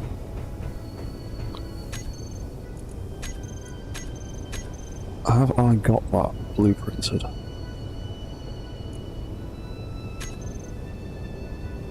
Yes, it looks like I have got it blueprinted.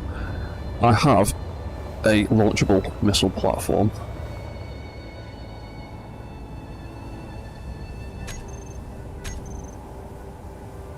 I might need to put a block in the floor to place it nicely.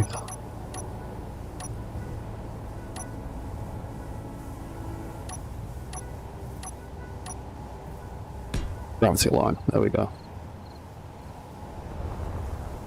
Let me place that somewhere nicely. There we go, I'll stick it on top. See if this thing still works. Yeah, so this thing works on merge blocks. I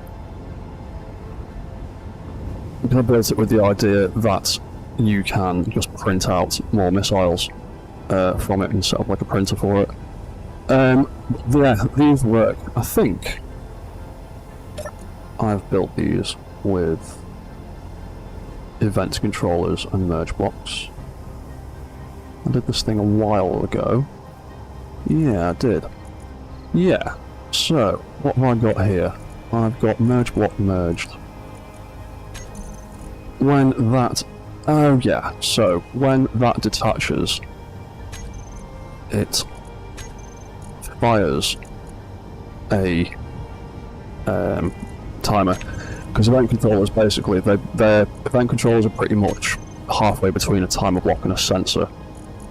So they've got the same kind of look to the toolbar as a sensor has. So you've got your positive action and your negative action, or your 1 or your 0, or your on or your off, depending how you want to look at it.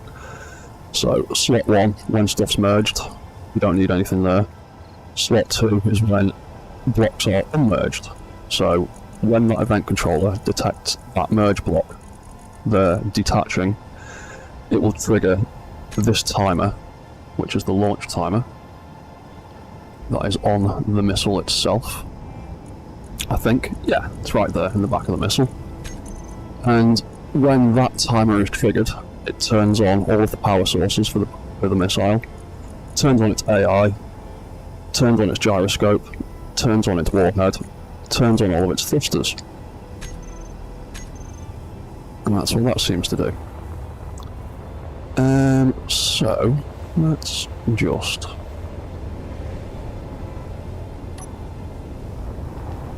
make one of these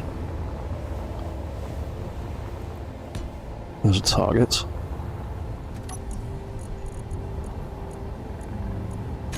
Just let me control it. Thank you very much.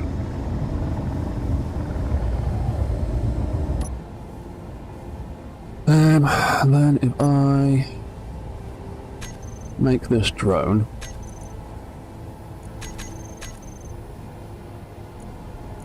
into a bad guy,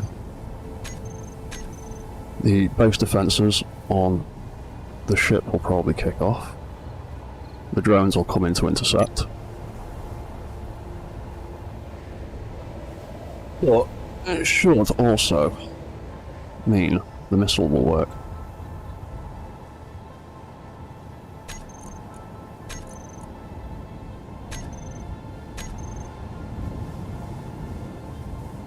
Just quickly do a save. Turn that on. So the controls on this missile system I've set up are pretty much just turning those merge blocks on and off. So we position the camera over here somewhere. About there. Turn all them signals off. Go back over here.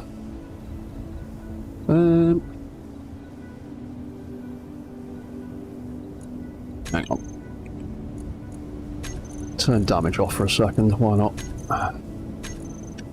Allow some damage. Launch a missile, is that going to do anything?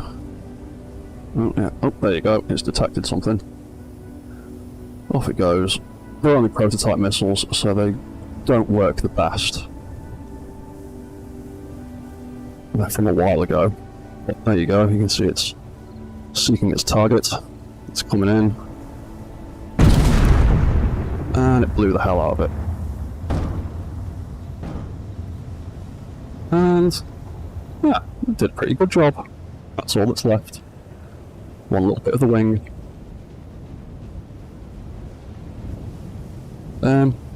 Yeah, that's pretty much it to making a AI missile. Is you just need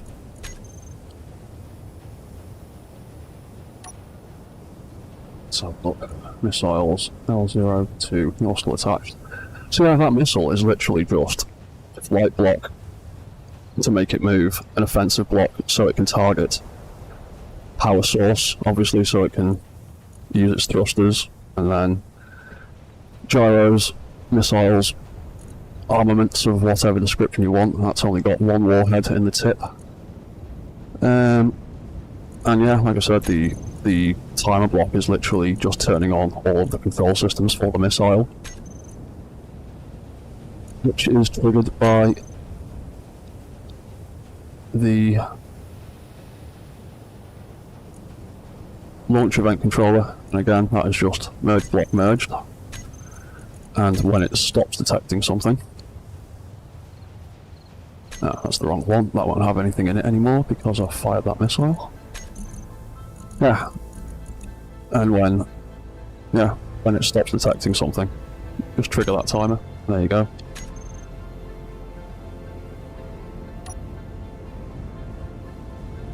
There goes number 2, 3, 4. Because I've turned damage off. They'll all just fly around now. They're not going to blow anything up.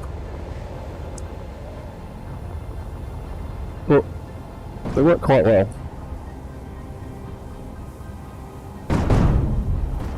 They fly around quite well.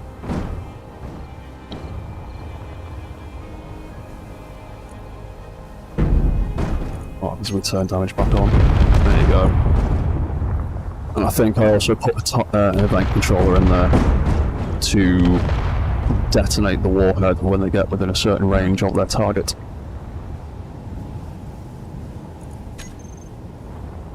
Yeah, there you go. AI missiles. The trickiest part of doing the missiles is just balancing the weight on them and the thrust.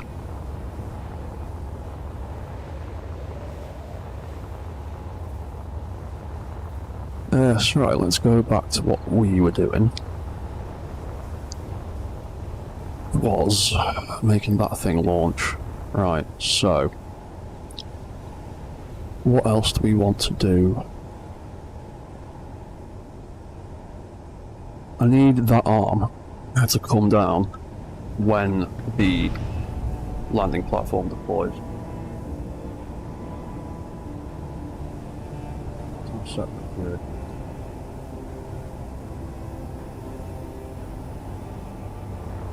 Realistically, what I need is more controllers in the new supercomputer. Because this base has its own oh, in fact, we're attached now, aren't we?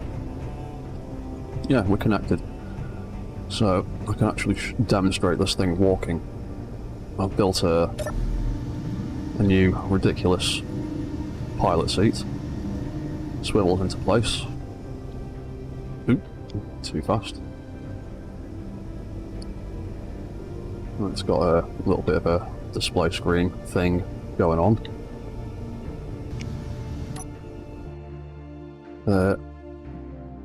Yeah, it's got walk controls. It's a little bit too big to fully get in the screen properly. And the walk cycle still needs a bit of tweaking because it's quite big and I'm still messing around with a bunch of its settings. But it can walk, it can do, it's maxed out at 11 meters a second so far. It looks incredibly slow compared to the little mech, but it's actually moving quite quick. And he's got some basic turn control as well now, so I can make it walk around in circles and make it turn. What's that? Is the control seat? No, there's no mods in this save file. Everything here is vanilla. Every single block you see there is vanilla. Some of it's DLC, but it's all vanilla. I've not got any scripts on this one. Even the walk controls on the mech is all vanilla. But he's got a forward walk cycle. I've not built his reverse walk cycle yet. Oh yeah, the point I was going to make though. Walk start. If I turn that block on and trigger it and leave it running, and just jump down here. Like, once he gets going, he actually moves quite fast.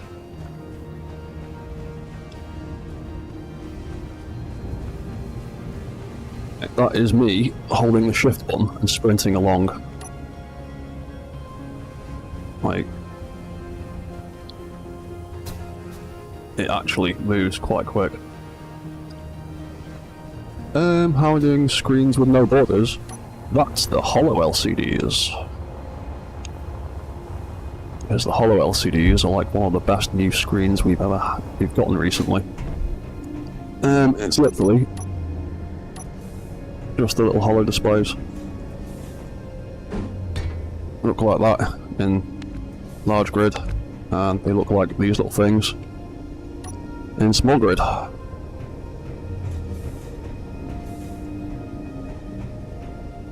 And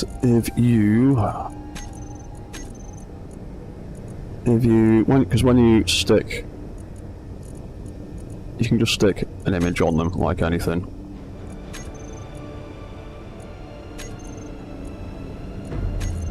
Wrong one.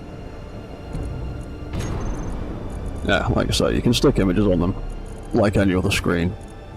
You can also stick scripts on them, and if you make the background blank, then you can see straight through the screen. Obviously that needs spinning around, but yeah, no mods, all vanilla. And the added bonus of the holographic displays is they work really well as a connection point. If you need like a little right angle connection point between something, because they have a connection point on both sides. And you can also attach them to each other and like layer them up if need be. And build like a little, build rows or walls out of them. Because I've used them before, literally just as connection points between other blocks, when I haven't had anything quite as small that would fit as nicely.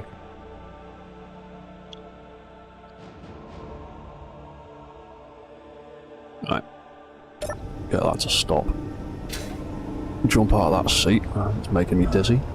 Yeah, because the holographic displays, where are we?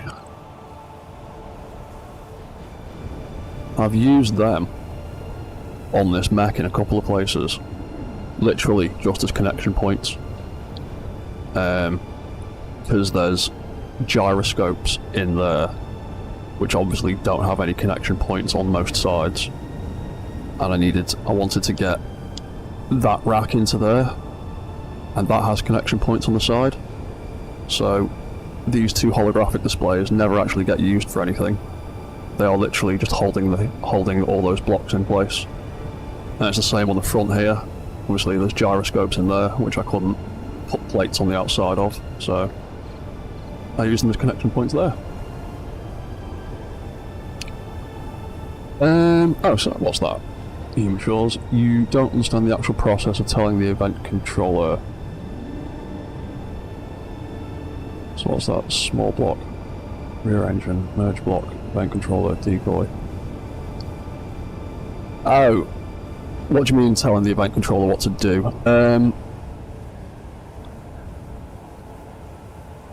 Because the event controller, every every setting it has, it's literally just a binary action, so it all just depends on what state the thing you're looking at is doing. So, like I was saying before, if you want to make a missile the way I did those missiles before, and use the merge block disconnecting as the trigger, you'd literally just need to select merge block merged, then select the merge block of your choosing, whichever one it is, and then in this second panel here, in the slot 2, is where you'd want your launch trigger. Because slot 2 is the action it takes when a merge block is disconnected. So that's what you'd want to use as the trigger for it.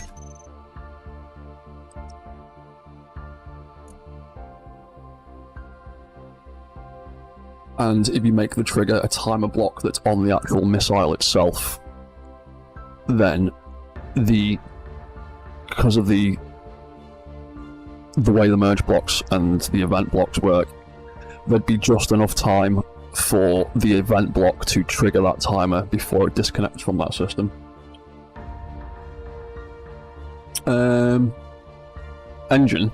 You mean turning off your thrusters and that?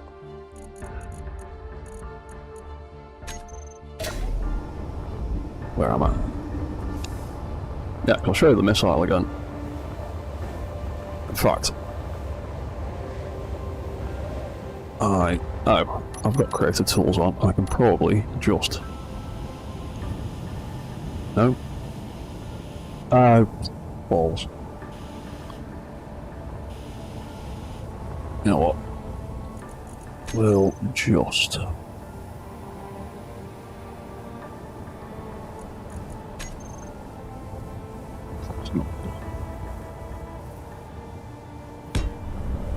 do that.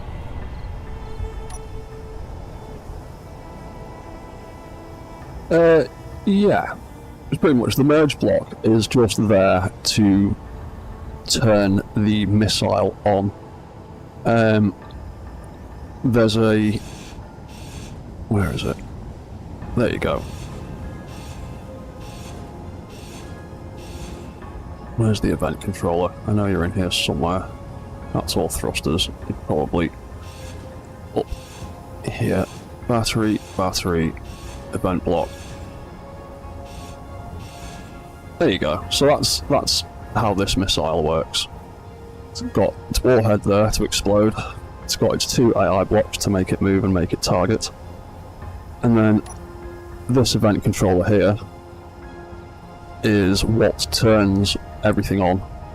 So that event controller is set to detect this merge block, and when this merge block disconnects, it turns on all these other blocks via that timer block. That's the launch timer. And so the launch timer has all of those commands in a row, in order. And arms the missile and turns everything on. And so those, so it turns on the batteries, and then it turns on the AI blocks. And obviously the offensive block is set up to detect enemies, so when that detects an enemy, it'll fly off. You could even have your missile set up to be detecting the enemy beforehand. And yeah, like I said, that timer block just literally turns everything on, brings the missile to life as soon as that merge block disconnects. And I can literally, should just be able to do it from there.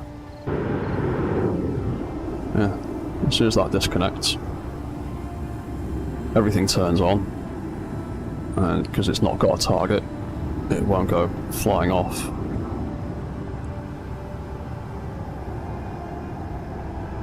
And yeah, that's pretty much it.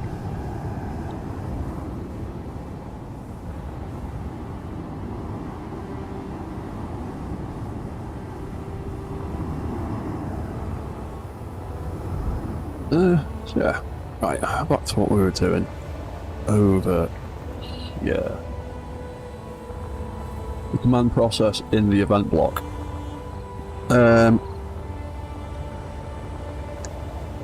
Like I said, the command in the event block is...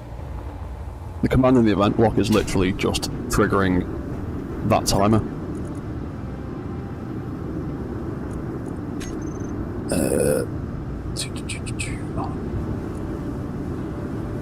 So yeah, it's literally just that merge block. When the merge block disconnects, it triggers that. Because when the event controller is looking at a block, it triggers actions depending on state changes in that block. So in this case, when the block is merged, it'll trigger that action. When it's not merged anymore, it'll trigger that action. And that action is a timer, and it turns everything on for the missile.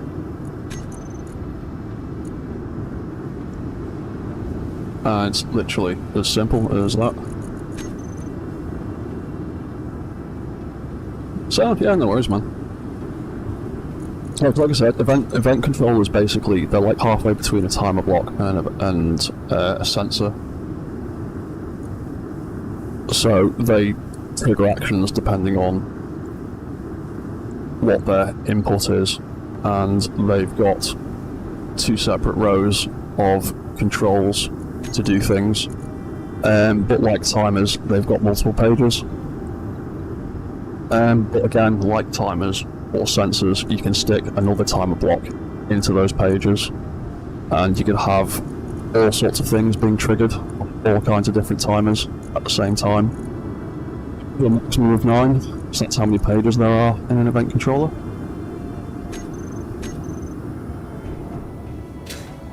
And you can do all sorts of stuff. You can layer it all up with all kinds of event controllers looking at different things in the same system, and they're really quite fun. So what were we doing then? We were doing that arm. That's what we were doing. So I need a controller that detects the landing pad, and I need one that connects to the landing pad, I think.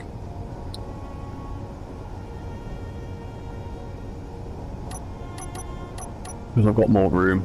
I'm planning to make the supercomputer on this one quite a bit bigger, and I gave myself a lot more vertical space, so I can build it down a bit further.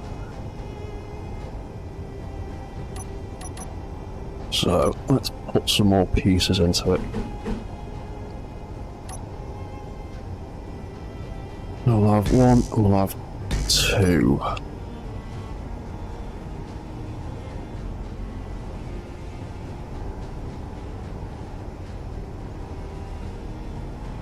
Yeah. Start the controller. Landing platform.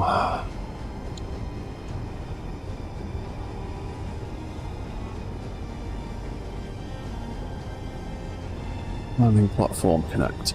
So that will detect when the platform is close. And when it detects the platform connector, it will grab it.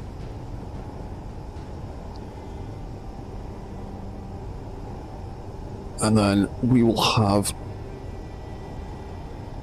that controller. Let's actually add a few more tags into there to make it make sense and make it distinguished from other stuff. Mbase 03.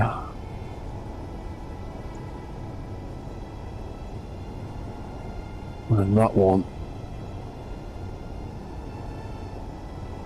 can be when it's docked. And that'll be connector connected.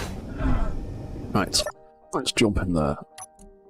So, landing the platform. Where is it? Right, so there's the one on the actual platform itself.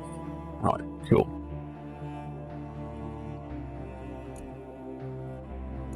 So that'll be connector ready to lock. I should probably go and name that other connector down here, so I know what I'm looking for. So that's that one, that's that one. Base 03. Landing platform. Connector.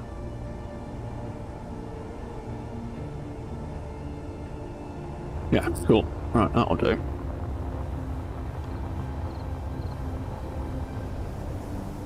You know what, I don't actually need to go up there. I can do it from down here. Probably make more sense if I did it from down here. So, landing platform, connector, dot, connected. Right, so that one will look at that one when that is connected. I mean, it's not ready to lock. It absolutely is ready to lock. It's that one there, you fool. Whatever. When that detects a connection, it will lock itself down.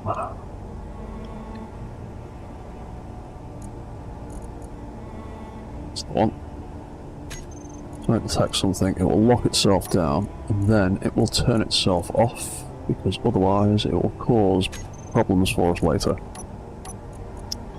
Because if you have an event controller that detects merge blocks connecting, connectors connecting, and then get that event controller to connect the same merge block that's detecting, you create a loop of infinite connection, and you can't disconnect the connector no matter what you try. It will never unlock.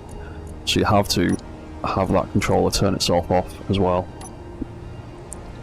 Otherwise it will just stay locked.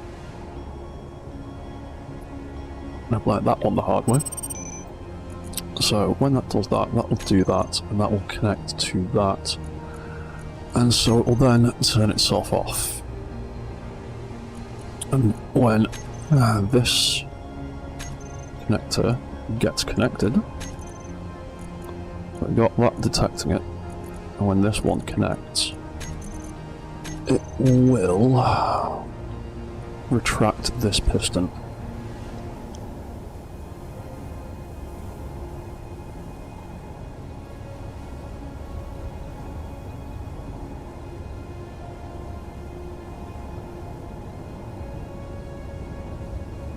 Right, that'll do that.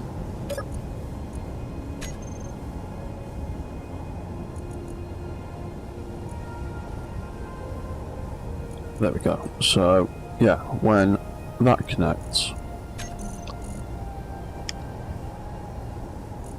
that piston will retract.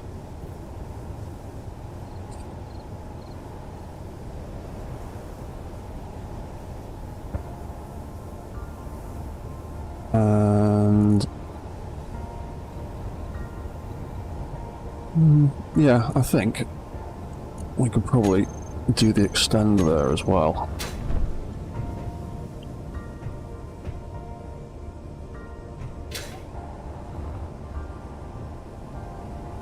Oh yes, and I need another controller because I need that loading ramp to deploy after the piston fully retracts. So I'm going to need at least one more controller either side.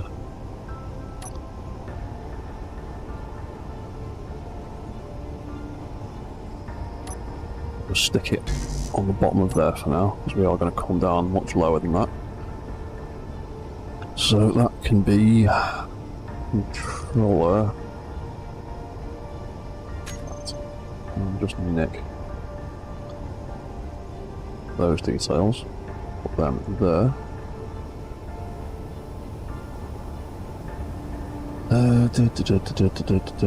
Retract, that's what we'll call it.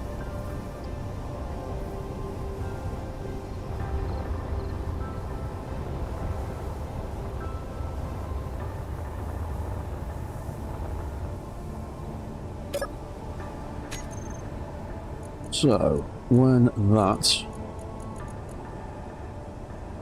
retract controller, when that piston gets lower than 1, it will deploy hinges that are on a different grid. So, what I need to do is make a group for those hinges, because event controllers can and will forget single blocks if they're on a separate grid. However, if you use a group,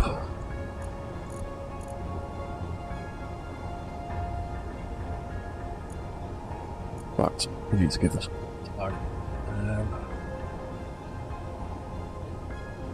land 01. It must be a landing platform. That will name them. But yeah, if you put a group into a event controller or timer or something that's on a separate grid to the blocks that are actually in that group, the timer will remember the group much better than it remembers a single block, because the game will just look for any group that has the exact same name and just use that.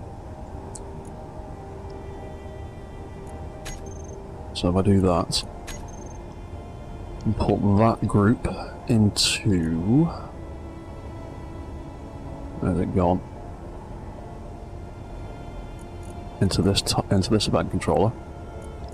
So when this fully retracts, it will make the landing ramp. There we go, those landing ramp hinges. We'll reset the velocity, and then it will increase the velocity. Just reverse that. Reverse it back up so it comes up. That didn't do anything. Why not?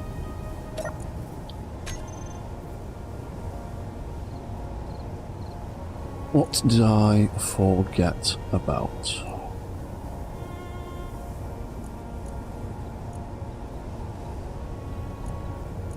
Oh.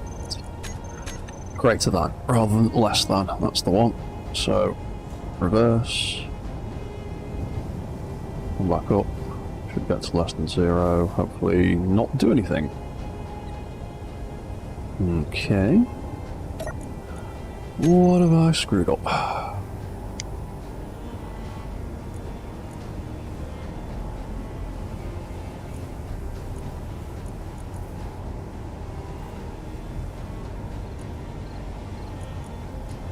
Oh, and select the bloody piston. That would really help. That'll be why, hopefully. So, deploy, and retract. Get us to 1. There we go. Ramp deploys a little bit. Like to see if we can... Not much we can do to pull that back, really. Other than pull the entire rotor up into the ceiling, I don't really want to do. Might just change the angle on that a bit. And also put that on there. Right, okay. So let's give this a try. Press the button, lifts the ramp.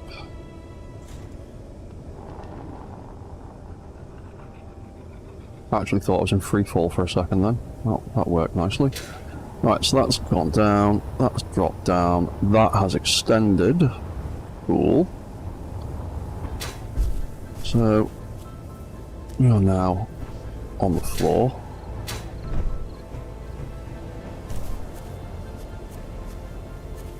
Might actually get it to turn off its thrusters when it gets all the way down, or at least its up thrusters. So it actually lands on the floor. Let's try that. So we turn all of them off. It'll drop quite a way. That might end up smashing that.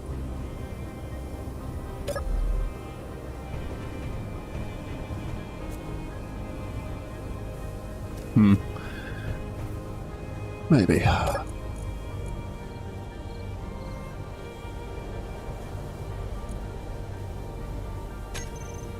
Oh, actually, we could make a group for the up thrusters.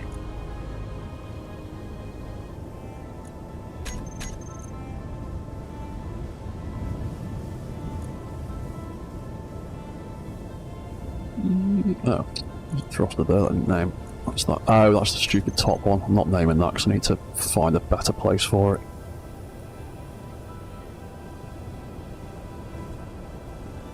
Right, so when we turn this back off,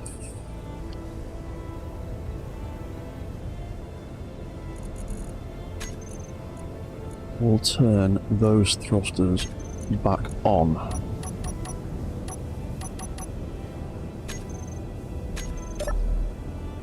Theoretically. Yep, thrusters on. Up we go.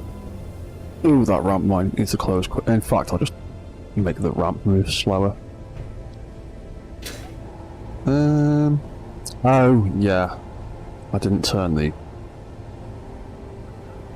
thing back on.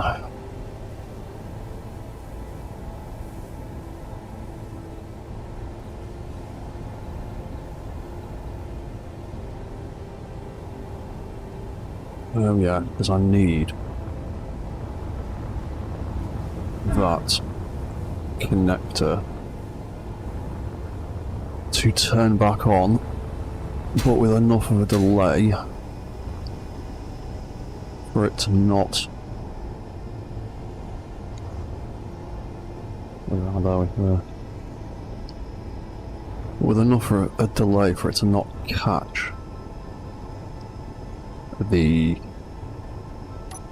connector on the ramp again. So that was a problem I had with the drones undocking from the other base. So if that controller that detects connectors turns back on too soon, it'll just snag straight back onto the drone and pull it back down, and then all sorts of horrible clanging will occur. So I need a timer with a delay that turns that connector back on.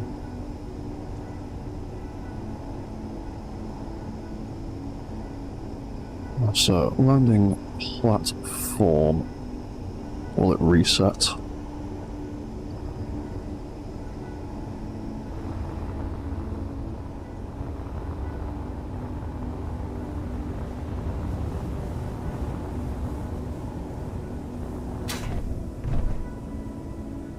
Let's jump back down here for a second then.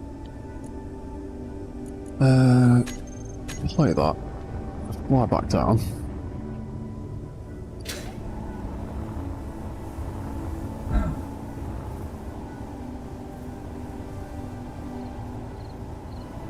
Yeah, I think I might get it to turn its thrusters off, but we'll try that in a bit.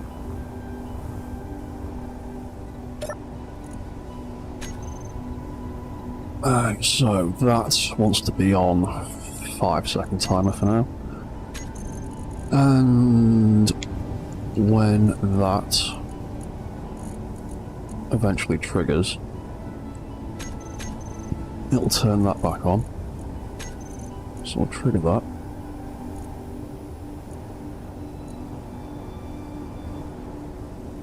So that will turn on. Also have it turn itself off.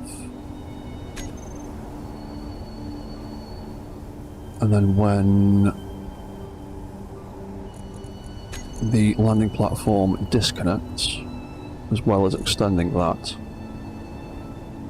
it will turn on that timer and then start that timer.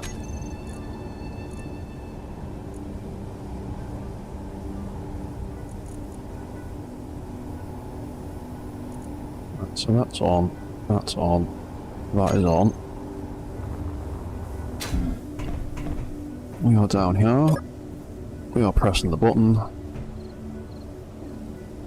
We are not doing what we're supposed to be doing. Oh. That's why. Ah. Crap. I'm gonna clang out now. No, back down, back down, back down. It's all gone wrong. It's all gone wrong. Let's get out of there. Right. I've got a little bit screwed up.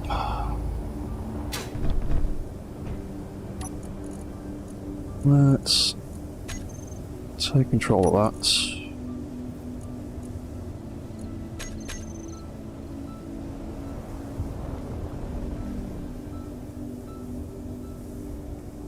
Yeah, let's make that.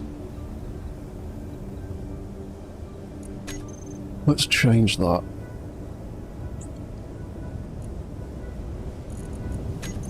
As reverse actions by themselves can get screwed up real easily.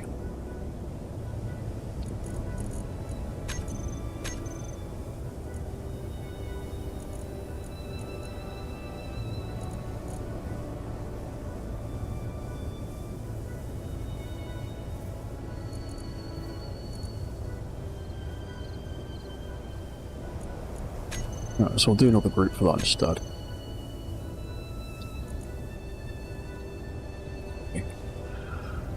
Call it a landing ramp. So instead of just reverse commands, because they can get screwed up quite easily when you're doing stupid things, we will instead do the whole group. So we will reset and increase and reset and decrease. Okay, control C once you're doing slightly better. Right, let's grab control of that again. There we go. So going to land, does that. Lift off the ground, it does that. Do that every time now.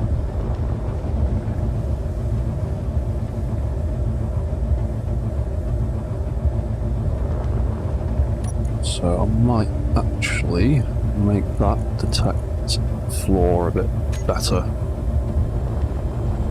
Oh, then again, when we come back up. Yeah, so what movement speed do I give this thing? 6 meters a second, that's a bit quick. Let's make it 3. If I can get it reasonably in the position it should have been.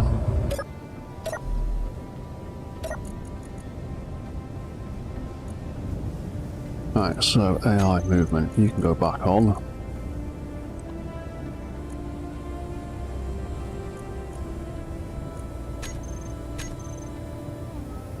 See what happens when we go back up.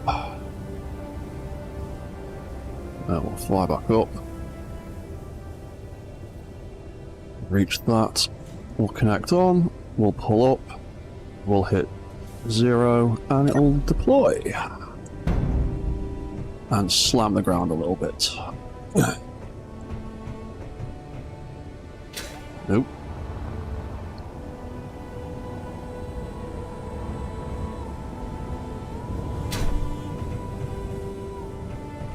Right, and then we can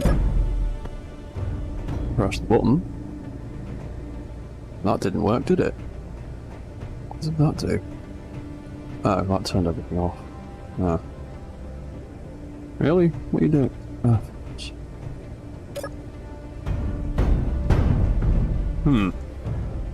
That's done some strange things that it shouldn't have done.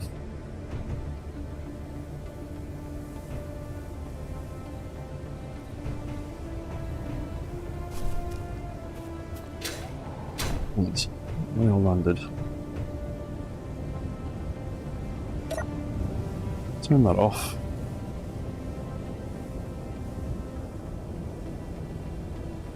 Up we go.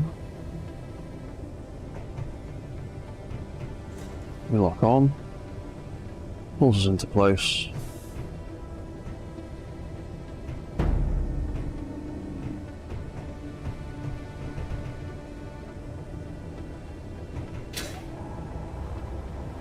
Maybe I do need to lift this up a little bit. How far can I go? I can go 3 centimeters. That's as far as it can go.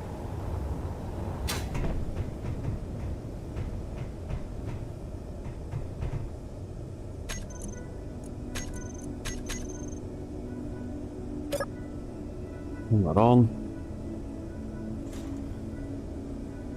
Deploy. Come into land.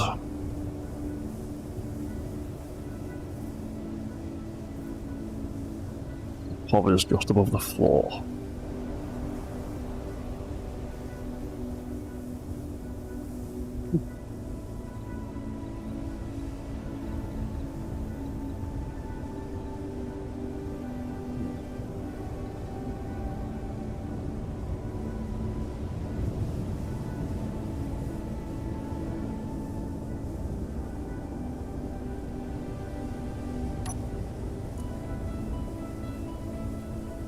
Oh.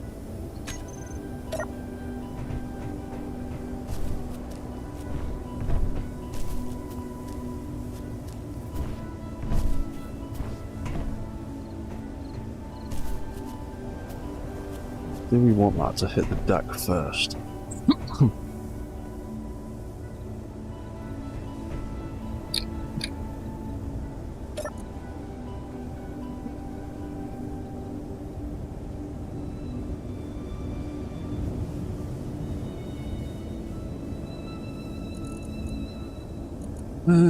Right.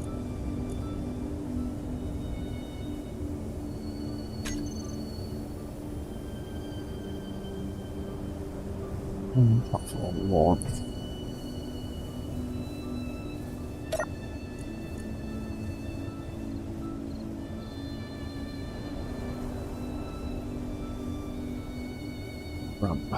What was that one doing?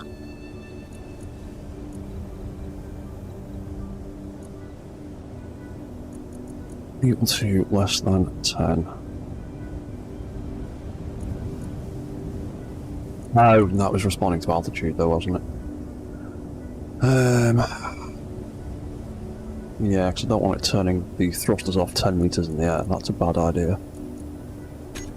Yeah, I might just.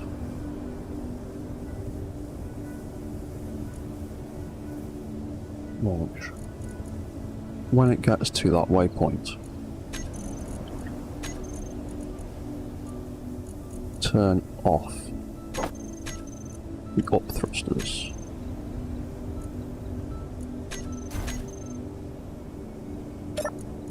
And might also set the altitude on that back down to 5.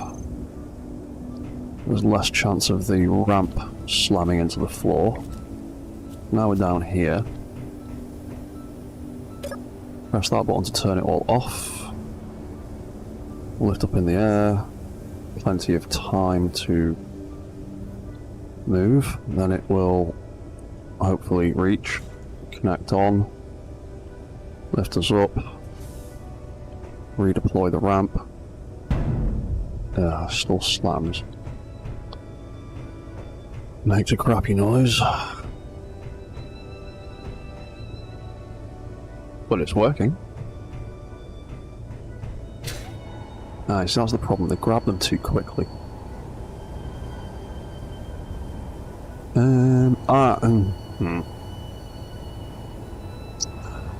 I would put another timer in there. So there's a bit of a delay.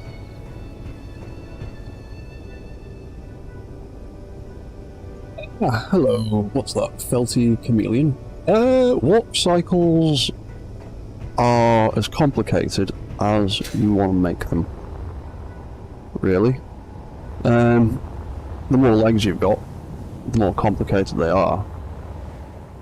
The trickiest thing with walk cycles is actually thinking about how much contact the feet have with the floor and how much travel you need to make things move about. Because that thing is absolutely massive.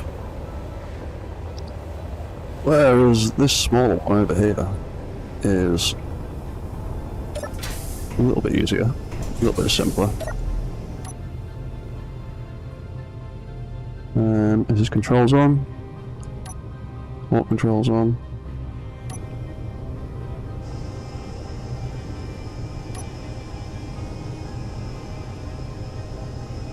I've broken this thing. Why is the warp controls not turning on?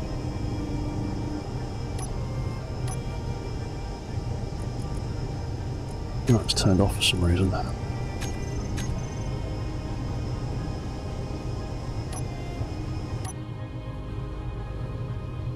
Why are your warp controls not working?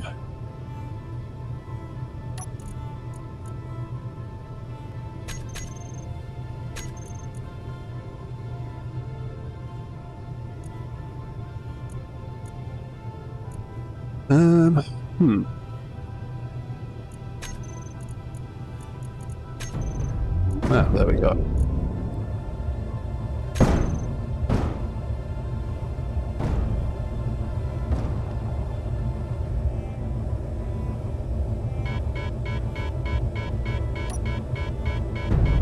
Ah, there we go.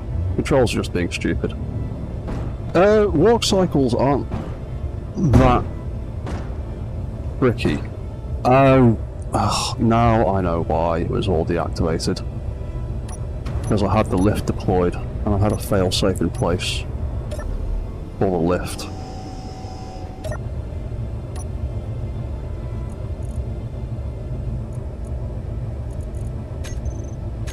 Figure that, bring that back up, that's why nothing was working properly. Just wait for that to fold back up. Walk cycles aren't that tricky. The walk cycles that I do these days are all binary controls, pretty much. Just lots and lots of controllers, event controllers.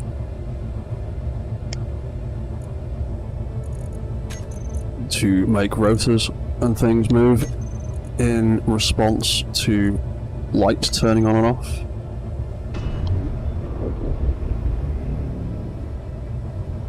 And it just takes a bit of practice and a bit of patience trying to get things to walk, because just because you made something that looks like it'll move doesn't necessarily mean it will.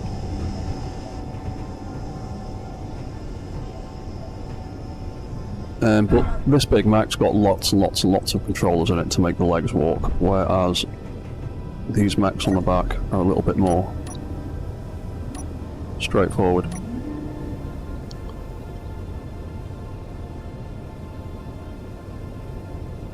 Because these have literally just got a pair of event controllers for each leg. That's nowhere near the floor. Ugh. Alright, I'm not going to be able to reconnect to that.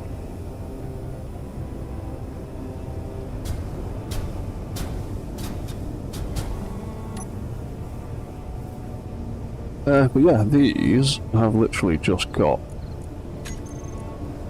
a couple of event controllers for each leg. The first one is just a light turning on and off, which is on the side of the leg, when that turns on and off, it just moves the different parts of the legs. So it moves the hips and then moves the knees. So it contracts the leg when it pushes. When the light turns on, the leg moves forwards and contracts, and when it turns off, it moves backwards and extends. And that's like a really, really simple way of doing it. Like the whole thing is just controlled by those lights turning on and off when the controllers are actually on. There's a fail-safe in there to stop them. Yeah, just that light turning on and off does the whole thing. And then you offset the two lights, turn them on and off in unison. And that'll make it work. So set up those controllers to do those lights. And then there's a timer that literally just turns those two lights on and off. And then there's a controller, another event controller looking at a rotor, and every time that rotor does a full rotation, it triggers that timer. And then you end up with a little walk cycle like that.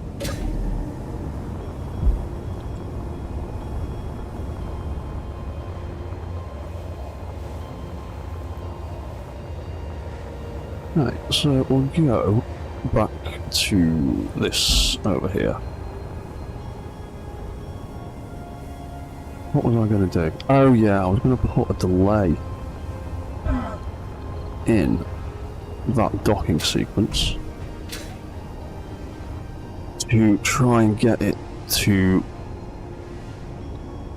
grab the thing a little bit slower. So it gives it the landing platform more time to lift up into that piston,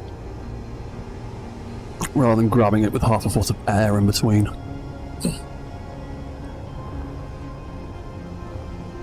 I'll put another timer.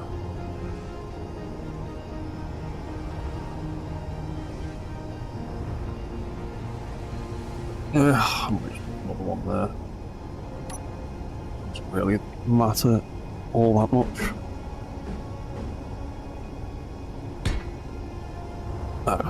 We'll need one on the other side though, because I'm going to build another platform eventually.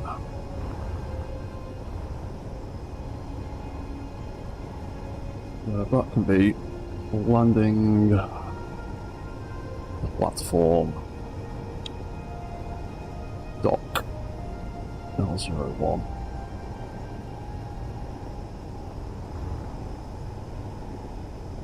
Got to reset. Right, we'll try that. So, I'll come back down here. Yeah, I want to close that gap. Because with the detect connection thing set up, the second it detects anything, it'll just grab it straight away, and it'll leave you with a big gap like that. So if we put it on a little bit of a delay, it could give the platform enough time to come all the way up, close that gap before it locks back on.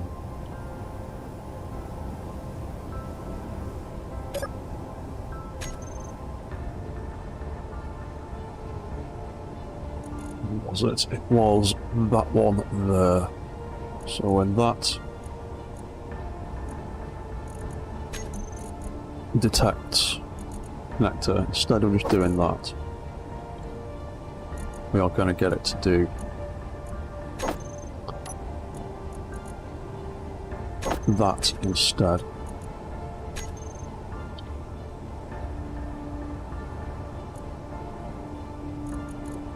That, we'll try it with a 1 second timer for now, see how well that works. And when that connects, or when it's cycled through, it will lock this connector up here, hopefully. give us a bit of room so that doesn't slam, because if that's touching that block, as soon as I start moving the mech, that's going to clang around and make horrible noises. The giant mech's already making enough horrible noises. So we'll go up, we'll disconnect, we'll land, we'll start landing, the piston's extending. We'll get to the bottom, that'll deploy. There we go, that's a bit better. We've landed on the floor. The 5 meter distance gave that a bit of time to deploy without smacking into the ground. Turn it back off, everything turns back on, they retract. Plenty of time to get up there.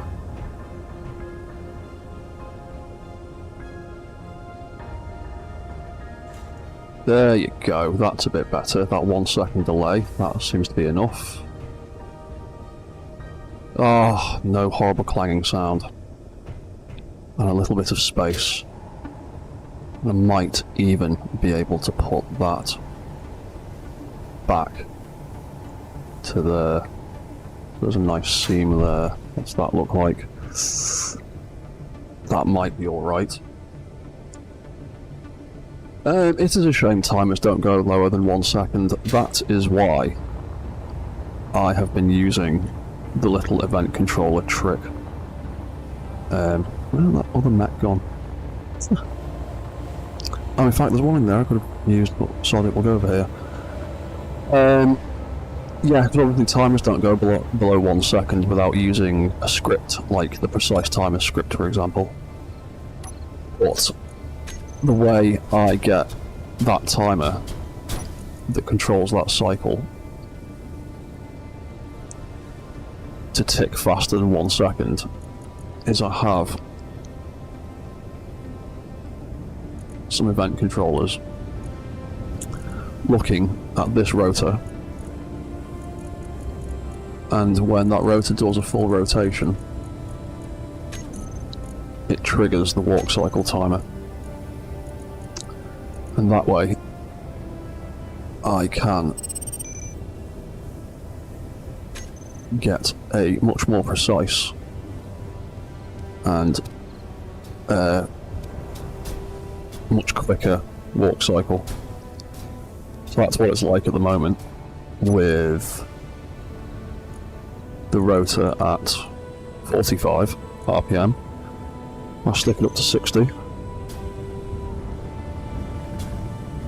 can see the legs go much quicker now.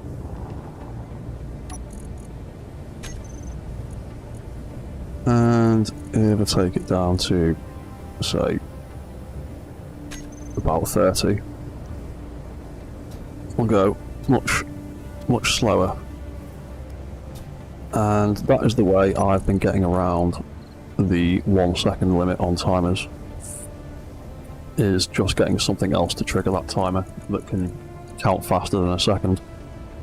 And a rotor, small grid rotor, can spin at a maximum of 60 RPM. So if you only need that speed, use one event controller. And if you want faster than 60 RPM, use 2 event controllers, like so. And then divide 360 by 2. So obviously that would be at 0, that would be at 180. But if you bear in mind that event controllers are a bit buggy, counting between -10 and +10, so I offset everything by 10 degrees, so that's on 10, that's on 190, they're 180 degrees apart, and so every time it spins round, it's triggering 2 event controllers.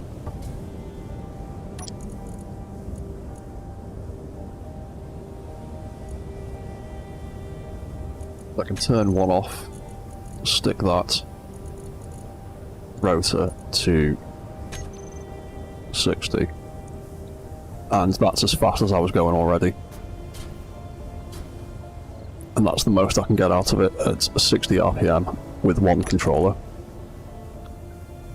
Whereas, like I was saying, if I put 2 controllers on it, offset them by 180 degrees, you can get twice as much speed.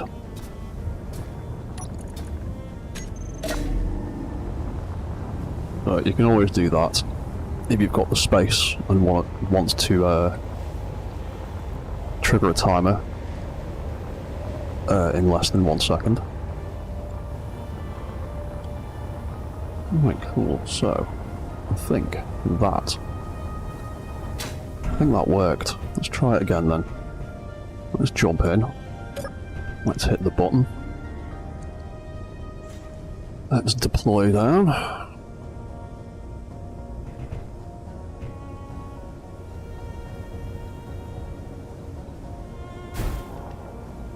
Go, land on the floor. That deploys. We are on the deck. We can go off on a mission. You can fit 8 people seated, and you probably have a bunch of people standing in the middle if you wanted to.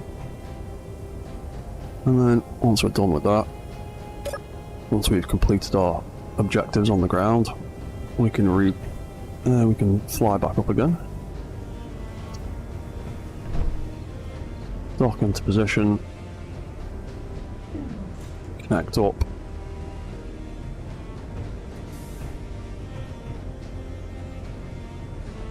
Groovy. And now I need to build, well, at some point I need to build a way to get all the way up there.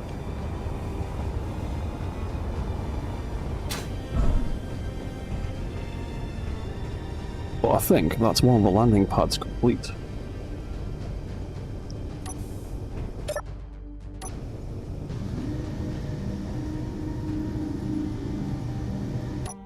And you can jump into there and go for a stroll.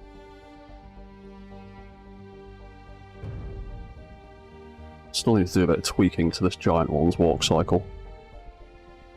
I'm still not perfectly happy with it, but I've not really made a spider walker this size before, so still a bit of a learning process. But he can walk with WASD controls, so I'm pressing the W key to move it forwards, pressing the A key to turn it left, and the D key to turn it right, and I haven't set up the rear controls yet, because I've not quite perfected the forward controls. Once I've got them sorted, I'll build the reverse mode, so because I can just copy and paste the forward mode settings more or less.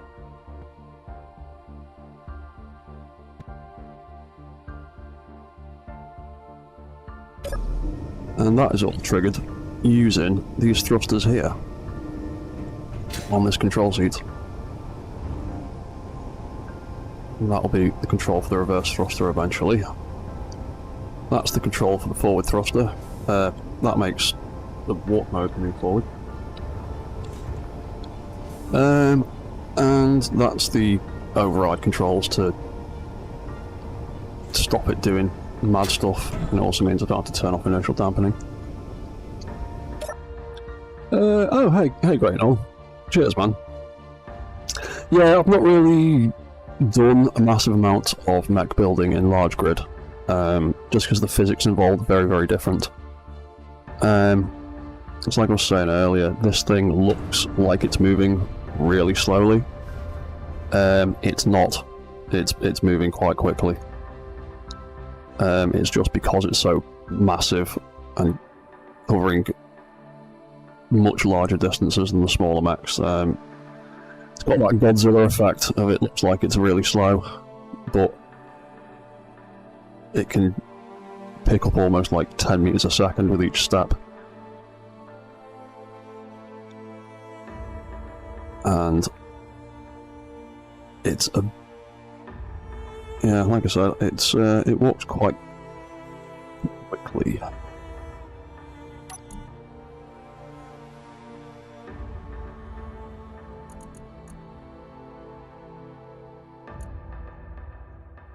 Where is it? Ah, there it is. Turn that on. Look at that.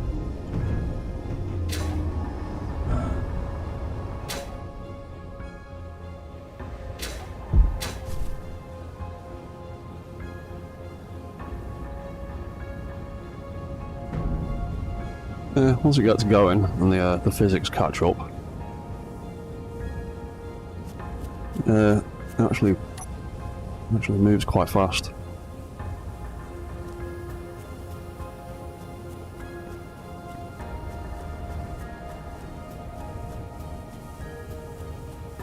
I have to sprint to keep up with it.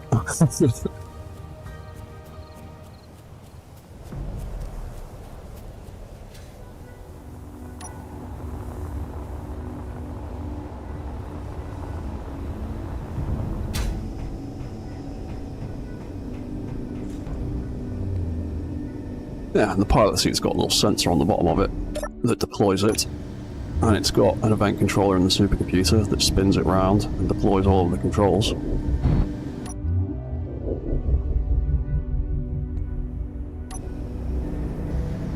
And yeah, you can hear the thrusters there firing to make it walk forward. And when I stop firing, it all resets. Yeah, I'm fairly impressed with the speed of it, considering the size. Like I tried copying and pasting some of the settings from one of the smaller mechs, and it was just moving too quickly, and the whole thing was clanging out. I had to make it much slower to actually move properly. But yeah, it still manages to do 10 meters a second, pretty much, like between like sort of 8 and 10 on average. Right, so we've moved to a totally different location. Let's see how well this works. Again, we can deploy down here. We'll float down casually at 3 meters a second, which seems like a relatively sensible speed. Yeah, that deploys. There we go. We can run around, we can do whatever we need to do. When we come back, deploy ourselves again, or retract it. And up we go, and lock into place. Sweet. And then deploy ramp. Cool. Need to build one there now.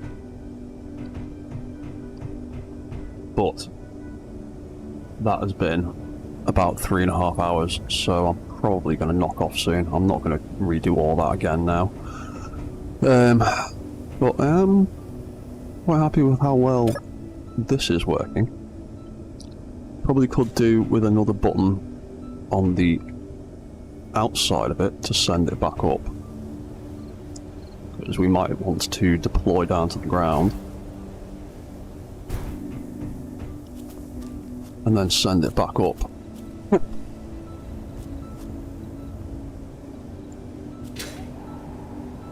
Yeah.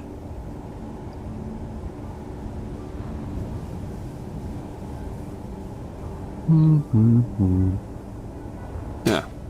Okay. Oh, hello. Hello, MK. Oh, cheers, man. Thank you for the sub. Cheers, dude. Yeah, the algorithm's been quite nice to me recently. It seems to have been trucking my streams at quite a few people. So, yeah, cheers, man. Glad to have you.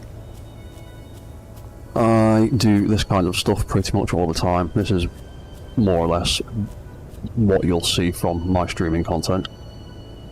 Pretty much most of the time it's just me doing stupid things, either trying to build things that are ridiculously big,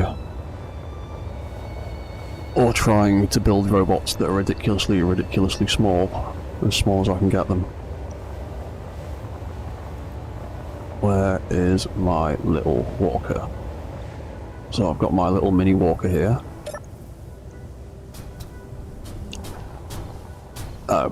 might need to slow his legs back down again though, because he's doing a little bit of a run. I actually need to put in some controls, I think, actually, to make him change his speed. Because that's his more like his sort of average walking speed.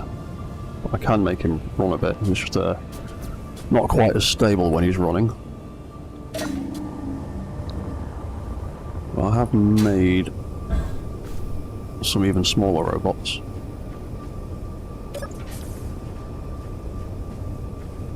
One of them lives on the back of this lift. There he is. Oh, don't crash on me please, game. Yeah, man.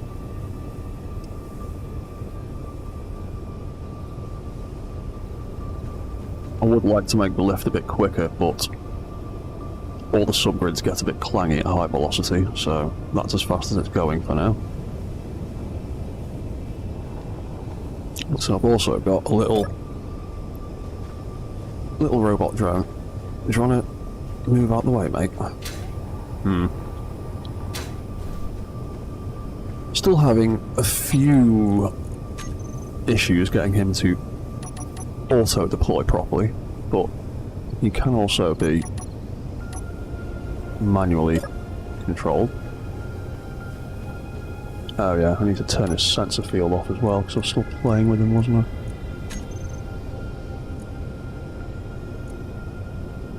I? Let's turn that off, so we don't have to look at that. There we go.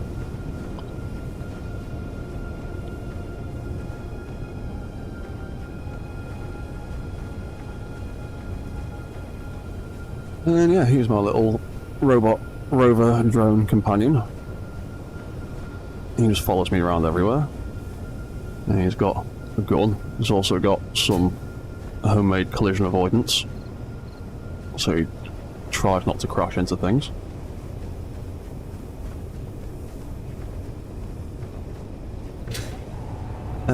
Yeah, I want to try and incorporate some of these bits. I've also got some solar drones that do their thing. These guys just fly around. And they've got a whole docking and rearming system. Oh, you a bit damaged from when I turned off damage before. Where's that smoke coming from? Oh, you know what? I can just repaste you back into this game anyway. This isn't actually your save file, so it doesn't matter. But yeah, I've also got drones that can be recalled. Oh yeah, you did get a bit shot up, didn't you?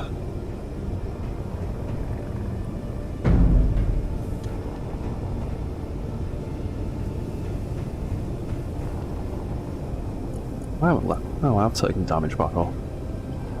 Yeah, he must have got shot up a bit before when I was doing some testing. Yeah. Got a bunch of AI drones that can land and lock down, and when they've recharged, they can be launched again. Or they can be launched again manually.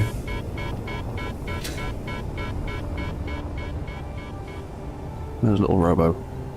There he is.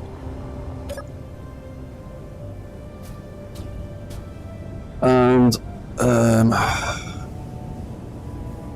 I even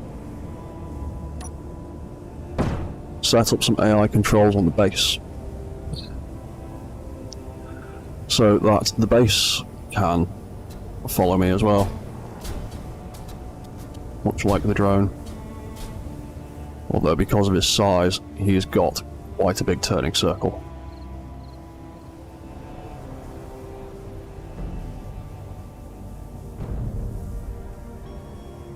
Yeah, I like to sort of build all of my mechs to be kind of interconnected in strange ways. Yeah.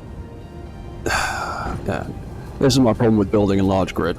They, large grid blocks do strange things with their physics, but can I get in front of him before he crushes me?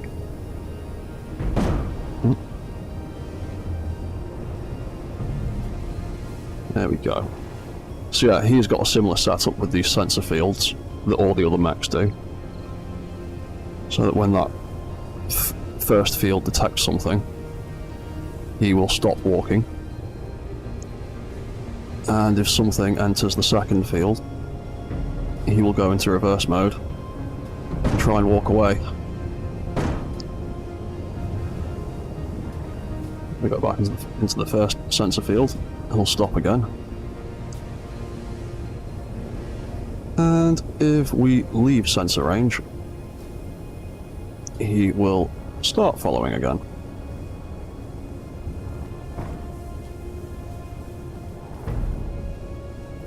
And because of his size, he can catch up with me quite well if I walk directly in front of him. Right, go to the side. You can keep up pretty well.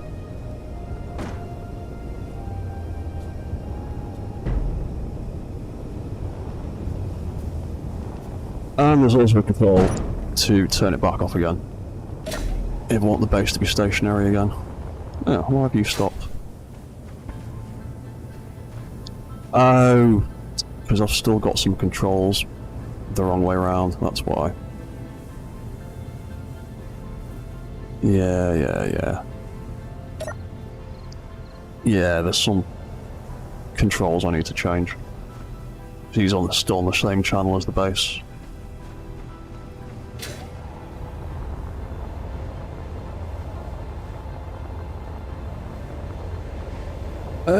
Yeah, but the general plan with this big one is to do a very similar sort of thing. Just to scale all the ideas up a bit. Because I've already started thinking about building some landing pads for those drones so they can land here. And then that can potentially, at some point when I get around to doing it,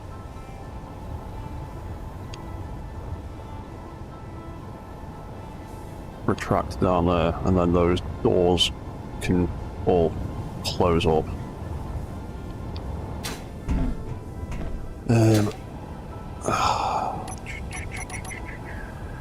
Right, that needs one of them anyway, so let's just pop one of them there for a second. Wrong button.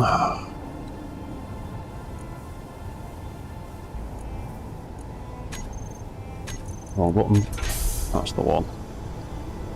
And then that could close up. And that's a sort of rough idea I've got for a little hangar bay for those drones. Because the ones on this one just have like a little external landing pad all the way over here that they land on, that's got a very similar setup to what I've been doing with the that little floating lift thing over there. So I'm thinking of doing something similar to that on that little retractable platform, so that something like that can land on it and get tucked away inside.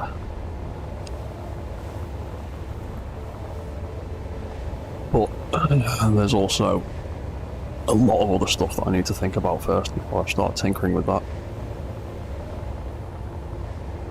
But now that I've got this working,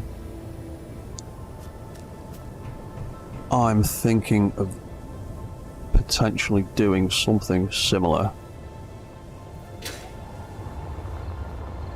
for the mech walkers. If it's all possible. Where's the little mech gone? There it is. Let's make a copy of you.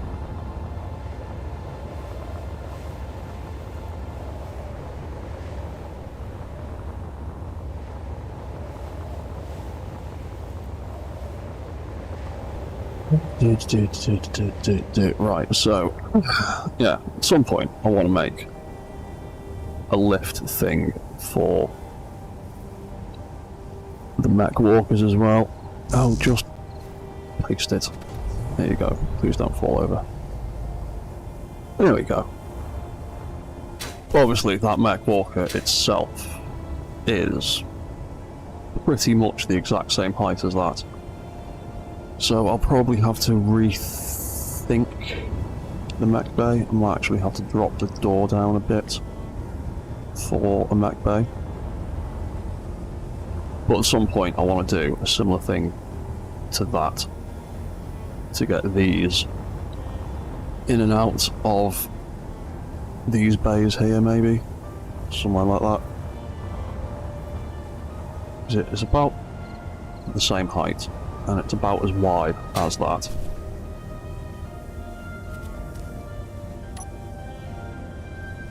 Yeah, it should fit through that door. Yeah, that'll easily fit through that door. Oh, we could be able to do something like that.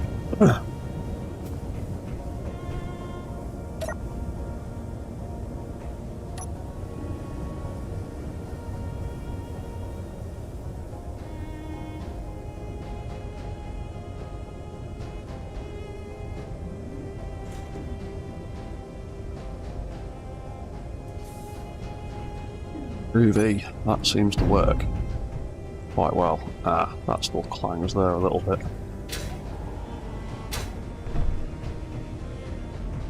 You know what, I might even just get that to retract slightly. What's 25 like? Because it also does slightly hit the floor as well when it lands. So I'll call it 25. Bit of a gap. I can still walk up 25.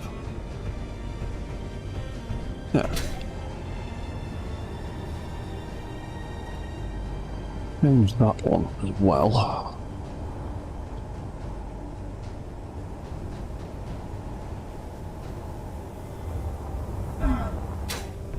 And eventually I'll build a staircase somewhere to get down. So we'd come down, we'd get to the bows of the ship.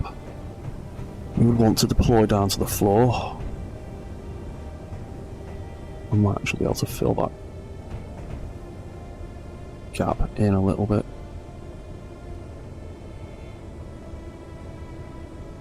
Well, anyway. And then we launch that. Drop down to the ground.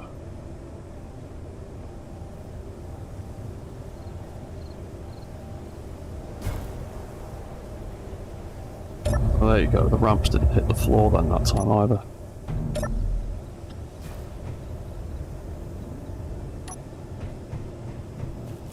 There you go. I can still just about walk up that without having to jump. Yeah. Yeah, that's not too bad.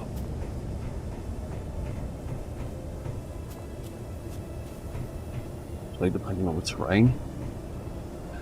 How's it function so nicely? The thing about clang is just it's just about working out what clangs and what won't, and what kind of things can cause clang. Like, clang and glitches and things don't just happen for no reason. There's always a reason for stuff clanging out. It's just trying to work out what's actually causing it. For instance, hinges do not like any kind of sideways pressure, motion, momentum, or whatever. They'll tolerate a little bit of it, but they'll start sparking, and if they take too much, they'll start clanging. For example, using hinges sideways on legs. So instead of using that rotor, if I, for instance, had a hinge mounted sideways like that, this mech would probably be alright, but if it got too heavy, that hinge taking all that mass and weight and force on an angle that it doesn't like will start causing all kinds of clang. Other problems you can encounter are things like rotor heads and the distance from the body and things like that, and scrubbing. A lot of the time clang is literally just caused by blocks scrubbing, and just because this block here has a nice curve doesn't mean the actual collision field of that block is a nice curve. Some things have weird hitboxes just because, and yeah, it just takes a bit of practice and a bit of patience to figure out what stuff clangs and what stuff doesn't. And that's how I get around most of it. Like, you'll often see when I'm building, if something's clanging and I can't fix it, I'll just scrap the whole idea if it won't work. Or if I can get it to work, I will try and mess with it. Like I was saying with the big main lift on that mech over there, I could make the piston travel up and down faster, but that piston moving at higher speeds makes all the subgrids that are dangling off it freak out, so I had to limit it to like 2 or 3 meters a second. Because obviously, a higher velocity, mass times velocity equals force. So if you have a large grid moving at a higher speed, it will generate more momentum and more force, and require more time and more energy and more stopping distance to slow down. Ooh. A bit off kilter then for a second.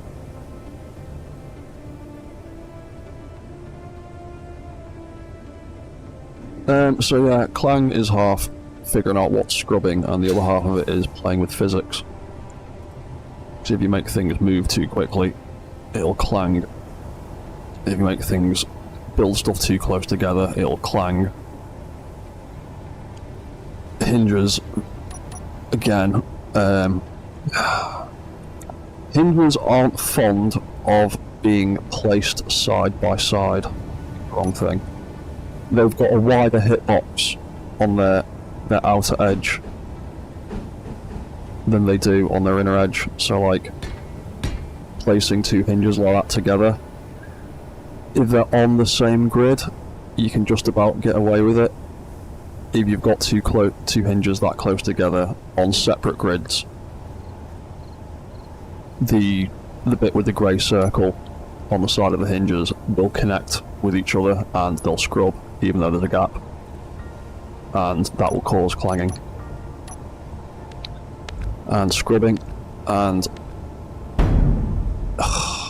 annoying little sparks. You know what, that's not actually massively important. We didn't break anything important then, and we can just put that back. Oh, you know what, in fact, I do want a bit of colour variation. Where is it? There it is.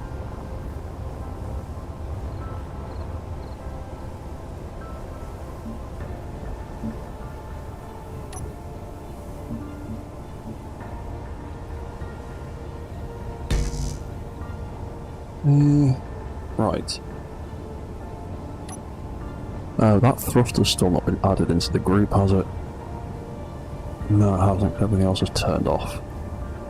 Right. Well, I do need to have a better think about where I'm going to put that antenna.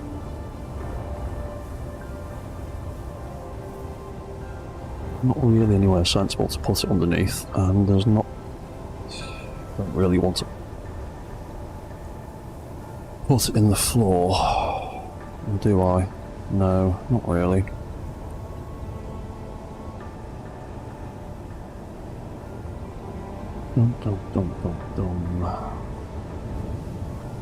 I could, though, do with putting a relay on this thing somewhere.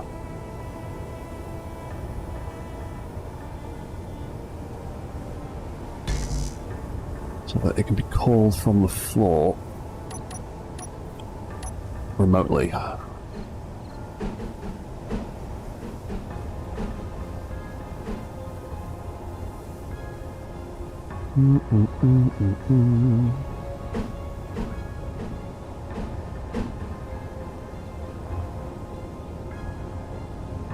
Oh yeah, we already discussed that wouldn't work, would it? And it'd also be, yeah, a bit low.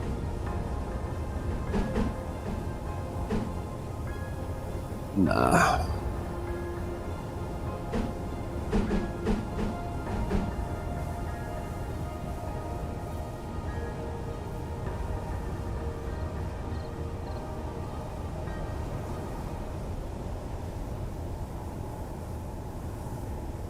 Yeah, I'll just put it back there for now. I thought I added that one back into the group, the rest of it. Apparently, I'm not.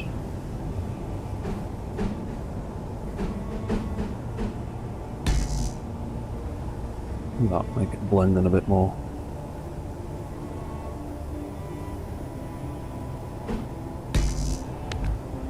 Might actually do that, stick that there for now. That can be landing platform relay. And we will have to pick a signal for that. Do that at some point. So yeah, I'm going to wrap this stream up in a minute, because it's been nearly 4 hours. You know what, I'll go another 15 minutes. I'll go to 4 hours and then I'll wrap it up. So we got that there, we've got that there. Oh yeah, we need to sort that thruster out and add it back into the group, don't we? So we deploy the lift, probably put some lights on it as well. Yeah, we can get some lights up there. That deploys the lift. That lands.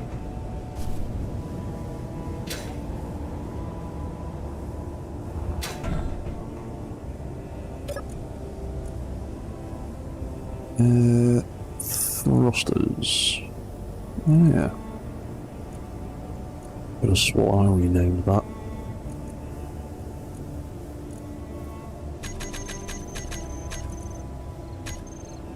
Oh, right, that should turn off then when we fly back up.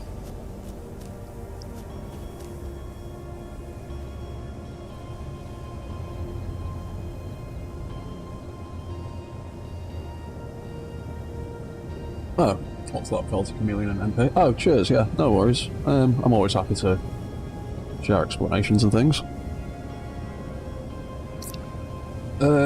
Turret hitboxes. I don't really know. If you mean the turret blocks, I don't really know, because I don't tend to use the turrets that much. I always end up building my own custom turrets with turret controllers these days.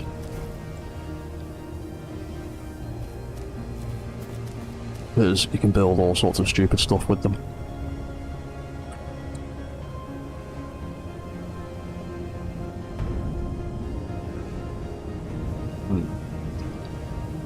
Right, so what else was I doing?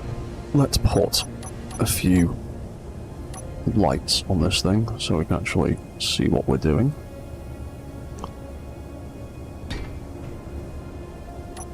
Yeah, have a couple of spotlights. Like so. We can also do a bit of a barrier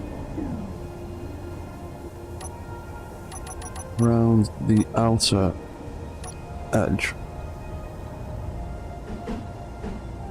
so the passengers don't fall out.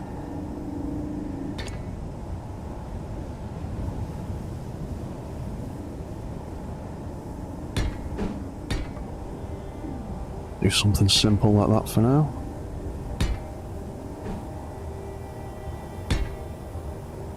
We need something fancier. You can do something fancier later on.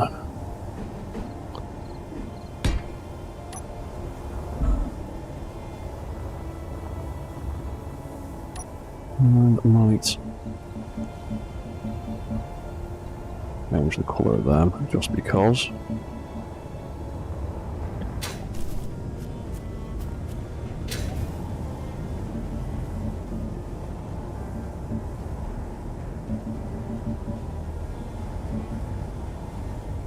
Oh.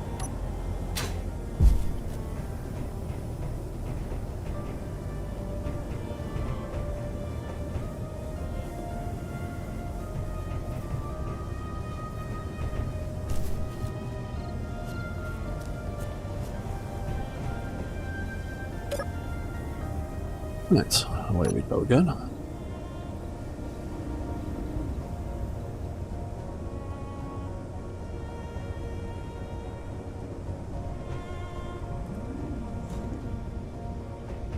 Oh, connected.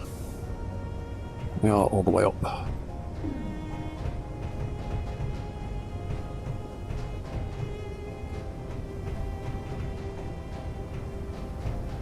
Neat.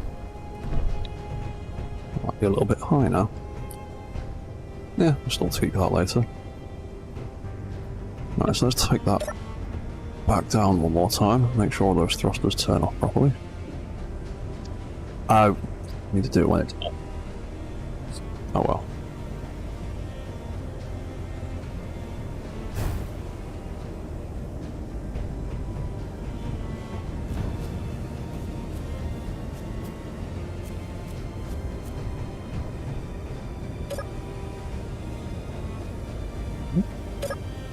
That went a bit wonky then. What was that about?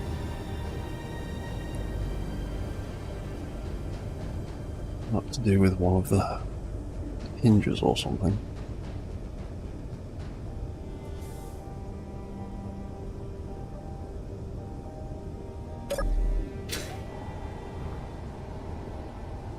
Ah, there you go, it's turned off properly now. Fantastic.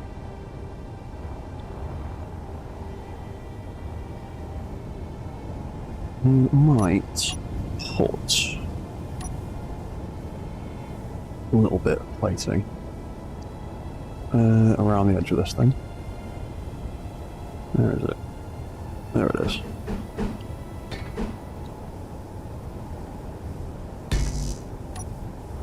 That just to sort of cover that up a bit. Really like it if we could get some more vanilla antennas.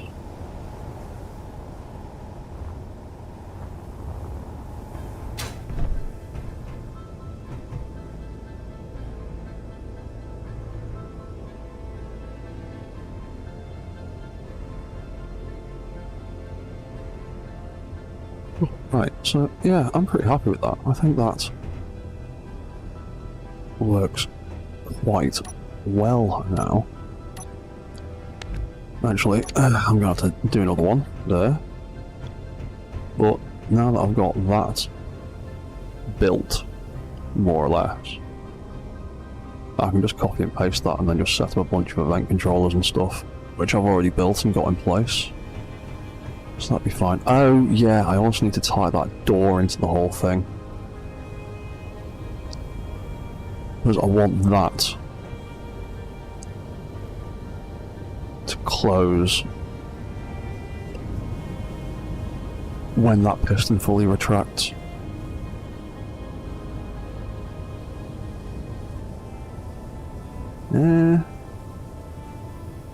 Yeah, I'll have to do that. We'll do that next time. Because I am going to call that quits now. Because I am very hungry and a bit tired. I've been doing this for a long time. So yeah, the supercomputer is coming along nicely. I've put some kind of placeholder ideas for some, like, extra control seats for what will eventually be like gunner seats or something. So other people can control the weapons that I have yet to design or think about. and I'm not quite sure what I'm going to do here. I'm thinking of trying to maybe build some kind of extendable super weapon thing that pokes out of those 3 holes, maybe? Not quite sure yet. But that door fit quite nicely, so I'm leaving it there for the moment. And yeah, sensor and event controller controls the cockpit to swing into place.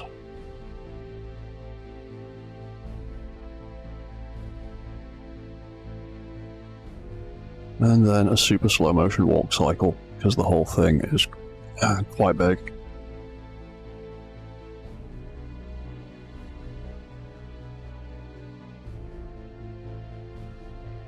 And the walk cycle still needs quite a bit of tweaking. It's nowhere near perfect yet. But doing things in quite a large scale like this is actually quite confusing. You have to... Things are much slower than you think. You have to kind of think differently when programming it. You have to think slower when programming it. But it's getting there. I've done lots of little bits of tweaking here and there. And the walk cycle's getting pretty well balanced.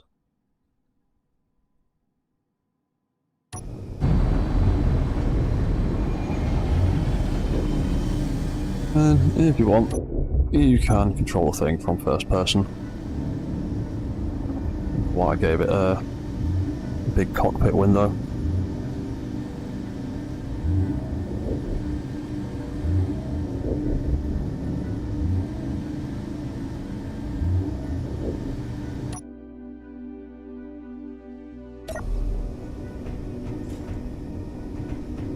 And then that can spin all the way back up into the ceiling, out of the way.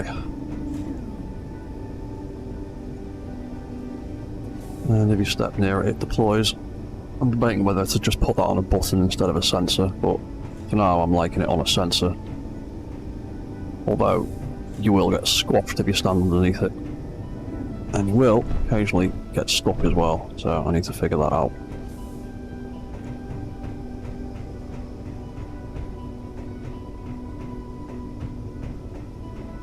And then I eventually need to figure out what I'm going to do with all of this space. Those are our turn controls. And there's a reactor there. And then we're back down here. I need to figure out where I'm going to build staircases and things to get up to the top floor.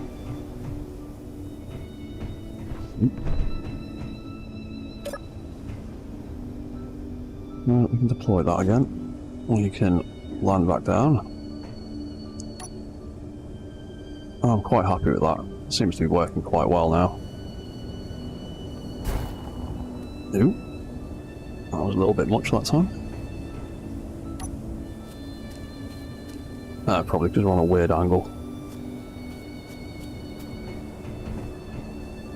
Right, what happens when we launch on a weird angle then? We straighten out properly.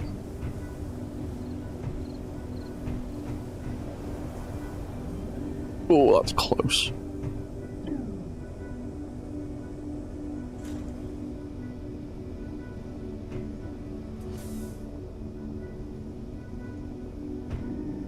Nah, that's not too bad.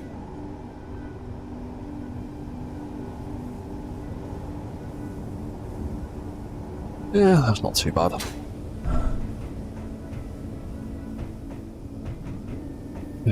Oh, it's a bit of a crap angle there. What happens if it launches on a crap angle? Yeah, we've just got just enough room to get through there. Definitely can't make this thing any wider or longer.